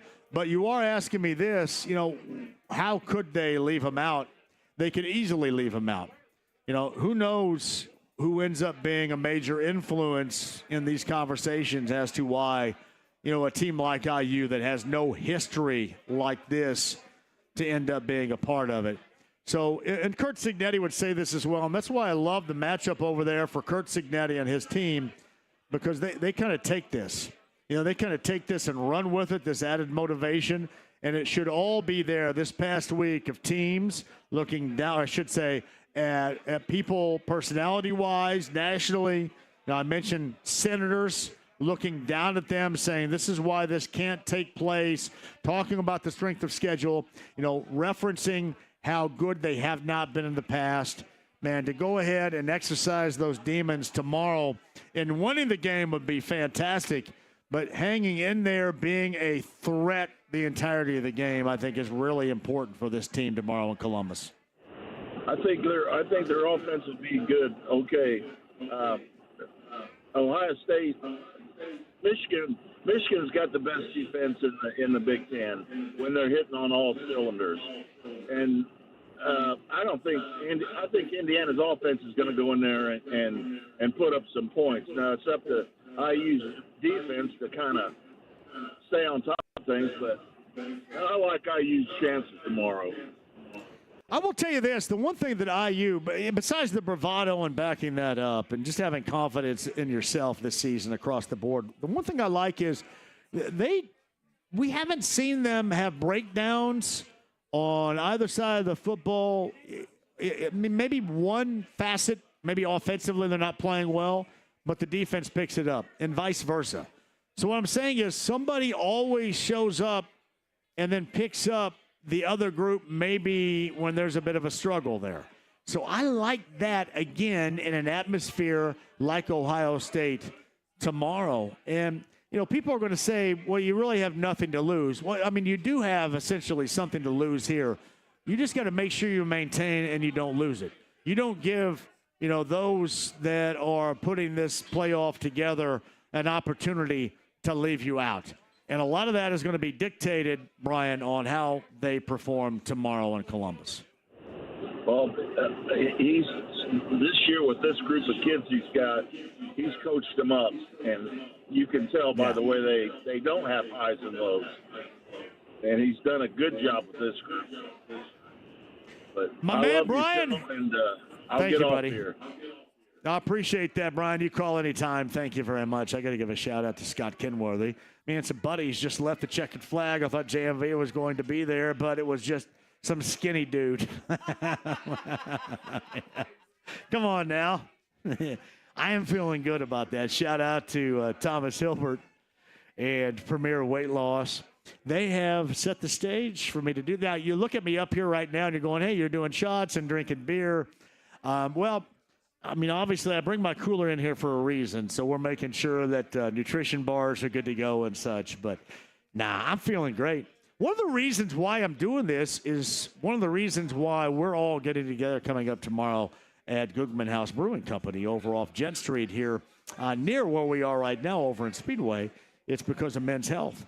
Because a year ago, my blood pressure, I went into Walmart and I was grabbing some crap, right, and I go stick my arm in one of those things and it checks your blood pressure, and it was so awful. It was so off the charts awful. Like, it wanted to send me to the doctor right then and right there. So that's when I started the wheels in motion of doing this. And then, Thomas Hilbert ended up getting with me going back at the beginning of this, actually midway through the summer, I should say. And we got going with the Premier Weight Loss. But, man, let me tell you what, that works. Shout out to my man, J.R. Means. He told me today in a little over a month he has lost 30-plus pounds right now with Premier Weight Loss. I know you hear me do the spots here, and I know some of you are going to say, well, you're doing the spots. What else are you going to say? Friends, it works. It absolutely works. Inject myself once a week on a Thursday, and it absolutely works. And just beyond being able to jump into clothes from the 1990s and cuff the bottom of my pants and look like I'm Zach Morris from Saved by the Bell, just beyond that, it just feels good. I sleep better. My blood pressure is normal. Not to mention the fact I love running the floor, even better playing basketball all the time. So, man, it's great. And if you need any help with that, with Premier Weight Loss, you let me know, Scott, or anybody else out there. And I will certainly Pied Piper you. I will show you the way to that. Again, Checkered Flag's our location on the west side at Morris in Washington. We've got a Bud Light Blue Friday with Lions and Colts tickets to give away. I had mentioned coming up at the bottom. It is going to be Danny Canel. Danny Canel of CBS. Got a lot of other things going on as well with Danny. But he has been one of the advocates for IU football. And I don't know if it's so much because, obviously, Florida State, his alma mater a year ago, got left out when their quarterback went out. But he has been an advocate, certainly when others in the college football national landscape have not. Danny Canel and I have a conversation about that very thing coming up here at the bottom of the hour. You got Pacers and the Bucks coming up later on tonight. Pacers on the road for a third and final time consecutively. You can hear that game right here. And just even beyond trying to win, just playing some consistent hoop would be really nice from this group right now, starting with Tyrese Haliburton. And you know what? If he can't, he can't. If he can't, you need to shut him down. And I know if you shut him down, I mean, hell, how many more can you shut down because of injury? But this is not nearly the same guy that we have seen. Not nearly the same guy that earned the max-out deal. And he is so essential. It's like when you lose the keys to your car. I mean, hell, you're screwed, right? He's the keys to the car. And when you lose those, when he doesn't play at that level, this team is going to be absolutely hosed. And we have seen that so far this season. More times than not, they've had moments, against the Knicks at home against the Boston Celtics. They've had some good performances, but for the most part, they have played down to. And believe me, a year ago, they did a lot of the playing down to the schedule. I mean, really, it drove you nuts. You lose home games to Charlotte, home games to Portland, lose on the road to Charlotte. Seemingly, when you play down to competition, Charlotte's always a part of it. But you look to beginning tonight, the next 10 games with this crew. The next 10 games is going to be really important. I know you're talking about, November going into December. How important is it? For this group, it is going to be wildly important for them to put together some semblance of consistency and some winning, or maybe even just above all else, playing better. So you start coming up later on tonight in Milwaukee. You get Washington coming up on Sunday, New Orleans, Portland, and Detroit. All of those games, 4 straight at home. So you tell me the level of importance to try to get things right. This may not dictate the middle portion or the rest of the year, but getting right this time of year when you're scuffling right now, that's what this schedule dictates. It does begin tonight, too, because Milwaukee hasn't been very good this season either. All this starts later on tonight in Milwaukee, and then 4 straight at home. Again, the Wiz, the Pelicans, the Blazers, and the Pistons. And then they hit 4 on the road at Memphis, at Toronto, at Brooklyn, and Chicago. And really, you look at that, as should be winnable games. And then the end of the streak that I'm talking about right here hits Charlotte coming up on the 8th of December. This is like a life vest, a life raft for them to be able to stay alive, to be able to hang in there, not lose the fan base. I hear right now from enough people saying, you know what? A year ago was like must-see TV, and now the way we've watched them, for example, in Toronto on Monday night or Miami last Friday night, it is not so much. So that's how you turn the tide. That's how you do it. And really, it starts later on tonight in Milwaukee. Is it going to be difficult? There's no doubt about it. I mean, Milwaukee's going to be a difficult squad. However, because of the two that they have. But however, you look at tonight and then those 4 at home they have, you start to talk about a little bit of have to. Yeah, even though it's not a have to time. So, thoughts on that? This weekend, of course, again, a Friday, Sunday with the Pacers, Lions, and the Colts coming up on Sunday. The Gorman joined us a little bit earlier, too. We talked about it all week long with the Lions. You look back at the last 6 games, they have gone over 30 4 times. They have gone over 50 twice. You watched what they did to Jacksonville last weekend, and this is a team, even with some losses across the board, injury-wise, that is still as good as anybody right now and conveniently as good on both sides of the football. Defensively, with being able to take it away, with the playmaking ability, even with losing, one of the best sack guys in the NFL earlier this year. But that, and then offensively, where maybe for the first time we're going to see this Colts secondary. That's one of the things out of the gate we thought they're going to get tested, and we all question. Remember, I can't believe Ballard didn't go out of the offseason to fortify this. Why did he not do that? Why did he not go out and get a veteran safety? Why did he not go out and get a veteran corner? And we've kind of sidestepped with all the other normal Colts drama that's been going on, the whole quarterback situation. We've sidestepped that. However, that is going to be a situation that you're going to have to deal with on Sunday. Because Detroit, starting with Jared Goff, skill position players are very good. And that's what you're going to have to contend with. And I believe for the first time, you are going to see this secondary, like Jalen Jones, for example, the secondary starting and looking good. Going to have to. And Anthony Richardson, we saw him do that against the Jets last week. A lot of the questions that were answered that we wanted to see about, was he capable? Was he able to do it? And he did. Really, a lot of those questions. But that was the Jets. This is the Lions. Can he do it at home against a much better opposition? Ride to Kickoff begins with me coming up at 9 a.m. on Sunday morning. The Colts pregame huddle. Me, Gorman, Joe Wrights, Casey Valier, and Bill Brooks coming up from Touchdown Town begins coming up on Sunday morning at 10 a.m. That's a 1 o'clock start.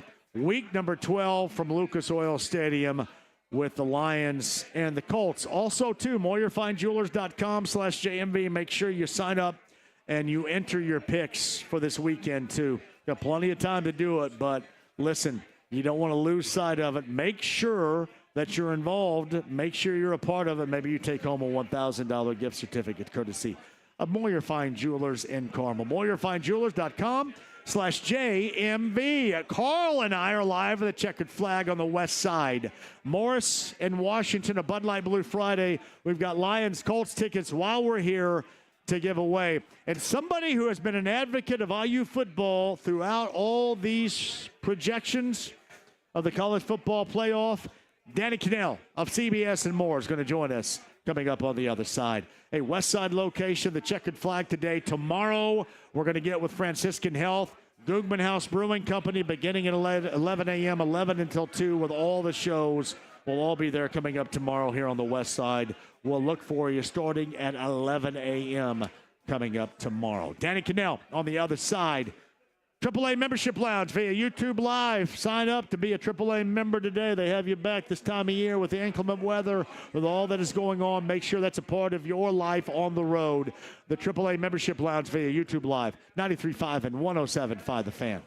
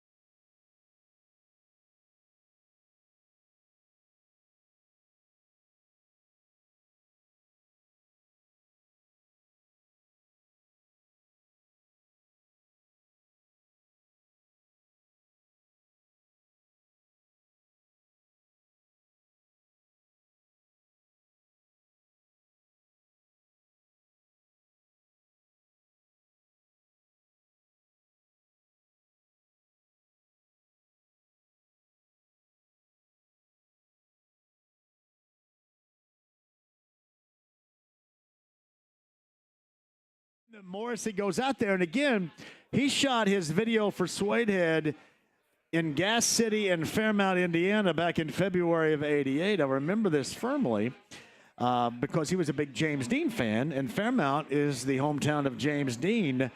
So I'm going to head over to the Mirai later on tonight, and for the first time, check out Morrissey. That's why I'm going. A little bit of history there, and hopefully he feels up to performing later on tonight. Sometimes in the past, he hasn't. So we're hoping that's the case coming up later on tonight. Meantime, on the Andy Moore Automotive Group hotline, he's joining us from CBS. Got a podcast. You know him very well, the former NFL quarterback, the former collegiate quarterback. Very outspoken, and I know IU fans are very happy with what he's had to say here recently. Danny Canel joins us. Hello, Danny. How are you?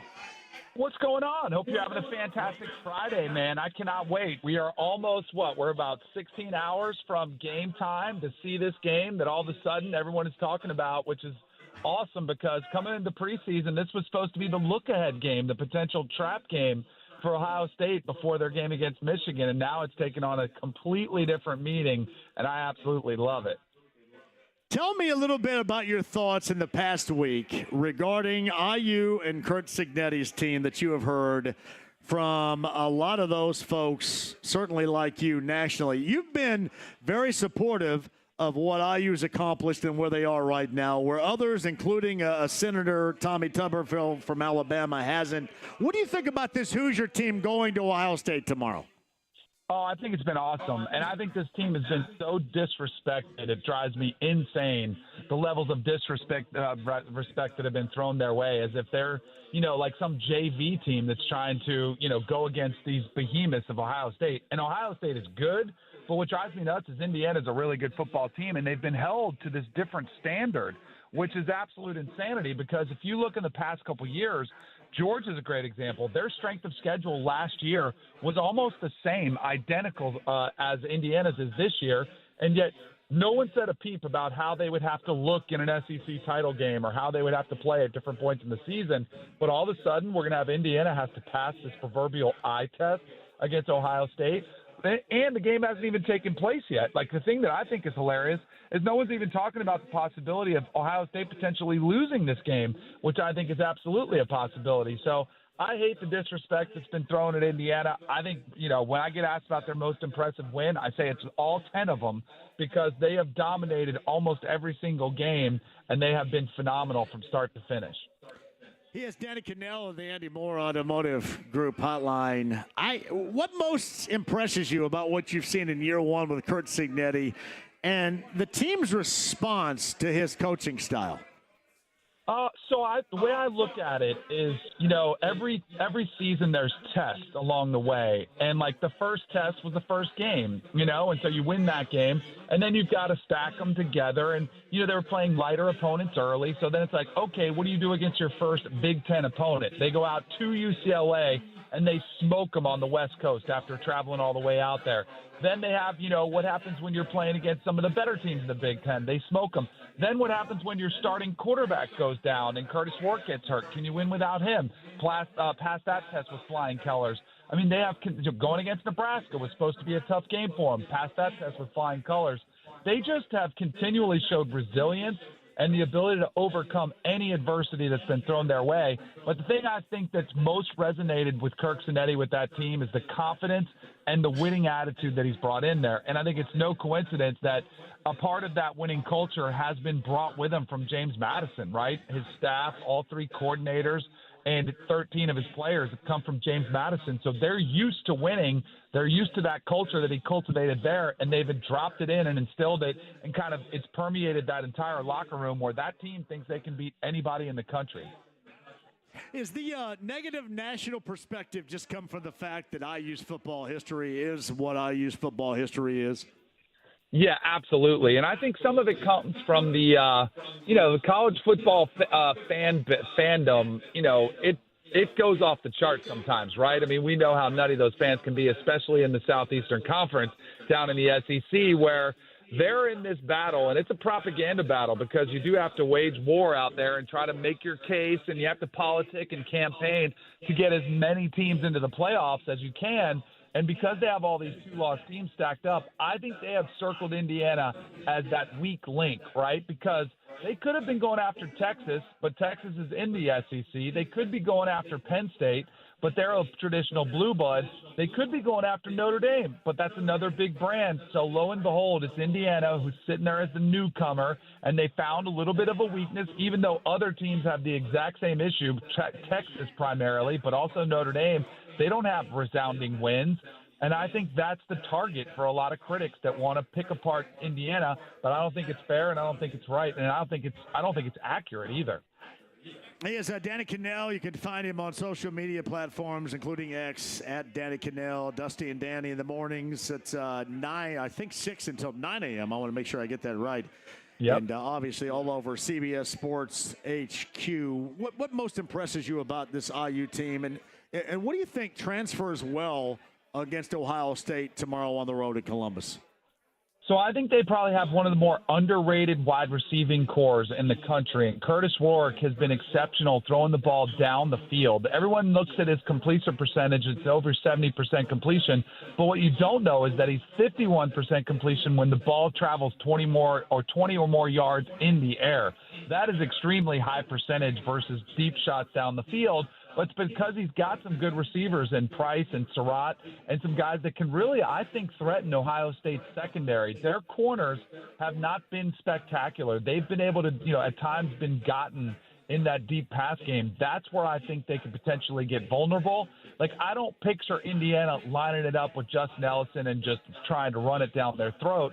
But I do think their game plan will read one well. They'll mix in some run. Maybe it's a little misdirection, some counteraction to try to, use Ohio State's kind of superior talent against them, where you get them moving the wrong way, and then you cut it back in a counteraction, try to keep them on their toes. But I think you supplement that with some quick pass game, and then you pick your chances to take a shot down the field. And the one thing Curtis Rourke has been the entire season, he's been consistent and careful with the football. So I think as long as they do that and they don't get sloppy and they don't make mistakes that they haven't made all year, they can absolutely be competitive in this game.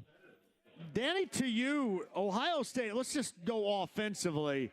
How off the normal pace are they compared to what we have seen, certainly in recent history, offensively speaking for them?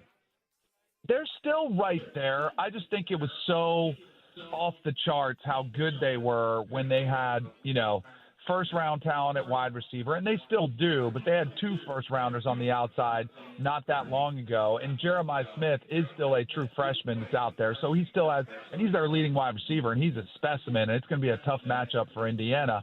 But I just think we got so spoiled looking at the numbers they were putting up, which were absolutely astronomical, and a lot of it through the air. One thing they've been better at is running the football. That's one of the reasons they brought in Chip Kelly to be the offensive coordinator. Of course, the former, NFL head coach, Oregon head coach, and last year at UCLA. They wanted to have a more physical presence, and that was something that they did go toe-to-toe with Oregon, even though they lost the game. They showed they could go physically with anybody in the country, and they were able to get into a physical fist-fight style of game versus Penn State on the road and win that one. So I think this team, don't be fooled that their numbers aren't as good as they've always been. There's still a ton of talent. But the one thing that I'm looking at is the injuries on the offensive line. They've already lost 2 left tackles and their starting center. They just lost this week in practice leading into this Indiana game, Seth McLaughlin, and he was like all-American caliber center. He's lost with a torn Achilles. So I think that's the weakness that, you have to be able to shut down the run, especially with Ohio State playing some backups and a more of a mix and match type of offensive line where they've been plug and playing guys across the board. I think Indiana's got an opportunity there to shut down that run game. He is Danny Canel. He's kind enough to join us on the Andy Moore Automotive Group hotline. A humdinger coming up for IU in Columbus tomorrow at noon is that kick. Of course, you can hear it right here on The Fan. Your coverage begins at 11 a.m. I hate to look at it this way because it's such a defeatist mentality. I don't mean this at all. But let's just say IU goes over there and they don't win. What do they have to do to maintain in the playoff projected format and the picture in your case if they do lose in Columbus tomorrow? So I love the way you set up that question because I don't think any coach, anybody wants to go in saying, well, what if we lose? What does the score have to be? Like, I guarantee you that staff and those players Their mindset is to go win. But I think it's an appropriate question because it's been a debate that everyone around the country has been having. So I've looked at it this way. And I don't think it should matter, but we all know it does. And I think there's probably that sweet spot of within 20 points. And that's not a sweet spot. That's a little bit precarious. If you keep it to like single digits, if an 8 or 9 point loss, I think it's a lock. I think you're golden. If it's around 2 touchdowns, I think you're okay. Where I think it gets a little bit dicey is up there, 18, 19 point, 3 touchdowns. Then you leave it up for debate. And then, of course, if you get blown out, I think you probably are bounced from the playoffs, whether it's fair or not. But I think really the sweet spot, if it was like the most I would feel comfortable slamming the table and saying, I'll make a case for Indiana, is probably between 14 and 17 points. And the reason I give that number is Texas is a team that already has 1 loss. They played Georgia at home, and they got beat by 15 points, 30-15. They don't have another signature win. Their best win is against Vanderbilt, who's 6-4, or Colorado State, who's in the group of 5. So if you're Indiana, you can hold up your resume. You can hold up your loss that we would be discussing in this situation, saying we have the exact same resume. Our loss is about equal as that one, around 14, 15 points, and ours was on the road. Texas, you got beat by Georgia at home and got smacked down. So I think that's the sweet spot where I wouldn't want it to go too much further than that. But I think it also depends, how does it look? Is it competitive? Is it one where maybe Ohio State pulls away late and scores an extra touchdown, as time's running out to put it to 3 touchdowns? Or is it a backdoor cover if Indiana's, losing by 3 touchdowns most of the game, but they score a touchdown late to cut it to 14? All of those scenarios could come into play and things that the committee will be looking at. Yeah, just hanging with them is so vitally important tomorrow. There's no doubt. Before I let you go, Danny, your thoughts on Curt Cignetti. What has he shown to you? And I'm sure you probably knew of him while at James Madison, maybe even prior. What has he shown to you with what he has done with this team? And what is amazing to me is how he has backed up every single thing that he has said that for the most part people thought, whoa, these are strong words. I mean, this is IU football. Remember, he's backed absolutely everything up to this point. What has he proved to you through this first year in Bloomington? I mean, the guy's a winner. He's proved it to me. Now, it shouldn't have been a question mark because he's won everywhere he's been, and that was his infamous Google me line when go look at my resume. But that is easier said than done. And there have been a lot of people who have taken that job in Indiana to try to turn it around into a winner. And it is really, really hard to turn around culture in a program that, yes, it's just the truth, that is known as a basketball school and is a perennial bottom dweller in the Big Ten. Those are just kind of the facts. And it is hard to recruit there. It's hard to get excitement from the fan base. It's hard to get the locker room to get all on the same page. And yet he's done that in year 1 and had a historical run where they've never had this never had a 10-0 start. It has been remarkable. But I think ultimately, he's a winner, but I also think he's a people person. I got to interview him about 2 weeks ago, and we did a Zoom call, and he stayed on the Zoom and just talked to me for a couple minutes after, was asking me questions about, playing for Coach Ballard at Florida State. I think that's one thing that the great coaches all have in common. They're really good with people, and they understand how to motivate, what buttons to push, and how to get guys all on the same page collectively fighting as a team. And I think that's probably one of his greatest attributes, is just that being a great people person who can get guys to buy in what you're selling, and it has worked, in spades. It's been awesome. Yeah. That is Danny Canel right there. Dusty and Danny in the mornings at 6 until 9 a.m. Cover 3 pod weekdays, 11 a.m. CBS Sports AQ. If you don't mind, I'm going to have my producer, James, get back with you maybe next week. We'll find out what happens, how all this stuff ends up airing itself out here, and maybe go from there again with IU and the way this whole college football playoff looks, maybe at some point next week. Is that cool? For sure, absolutely. Hopefully we're talking about a preview for the Big Ten championship, right? They'd be facing Oregon. That would be incredible if they pull off the upset. That'd be remarkable. Then we don't have to have a debate. It's just punch your ticket into the playoffs. Let's go. I don't know if there's enough bourbon around here to satisfy all of us. That's right. Let me tell you. All right, Danny, man, I appreciate it. Thank you very much. All right, you got it. Have a great one. It's a Danny Canel right there who was really good. I told you were going to be inspired by that conversation, and you were, with Danny Canel on the Andy Moore Automotive Group Hotline. Checkered flag. We're at Morris and Washington. We shall take a break. We've got Lions, Colts tickets, and so much more to give away while we're here. You guys sit tight. We'd love to see you out here as well. I've got Colts Happy Hour, top of the hour. We'll take a break, come back, chat with you at 239-1070, and then some. AAA Membership Lounge via YouTube Live. AAA membership, become one today because we're getting into the time of year when you're going to need them on the roads with the inclement conditions. The AAA Membership Lounge via YouTube Live at 93.5 and 107.5 The Fan.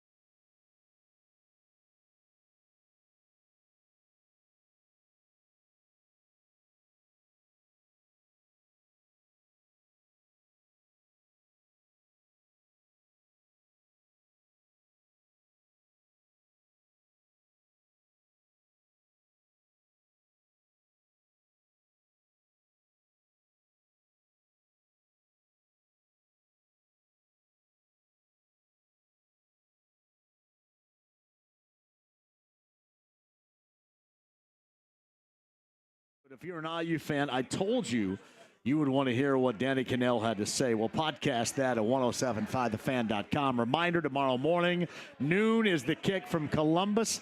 Don Fisher has the pregame show here on The Fan beginning at 11 a.m. Googman House Brewing Company will be there off of me, Quarian Company. The morning show with Swebo. I believe both Hammer and Nigel will be there with us. So I'll probably be drunk again. As if that's different than any other day. And who else? Oh, yeah, the Home and Garden Show. Pat Sullivan, Denny Smith, Terry Stacy, the awesome Allison. All should be out there coming up tomorrow as well. Googman House Brewing Company. Look at Jeremiah Wheatley over there in the house right there. Good to see you, brother. Good to see you. Thanks for coming out. So that's tomorrow at 11 a.m. until 2. So we'll watch, obviously, IU football as well there coming up tomorrow. Googman House, Franciscan Health. I want to make sure you guys are all on the same page with your health.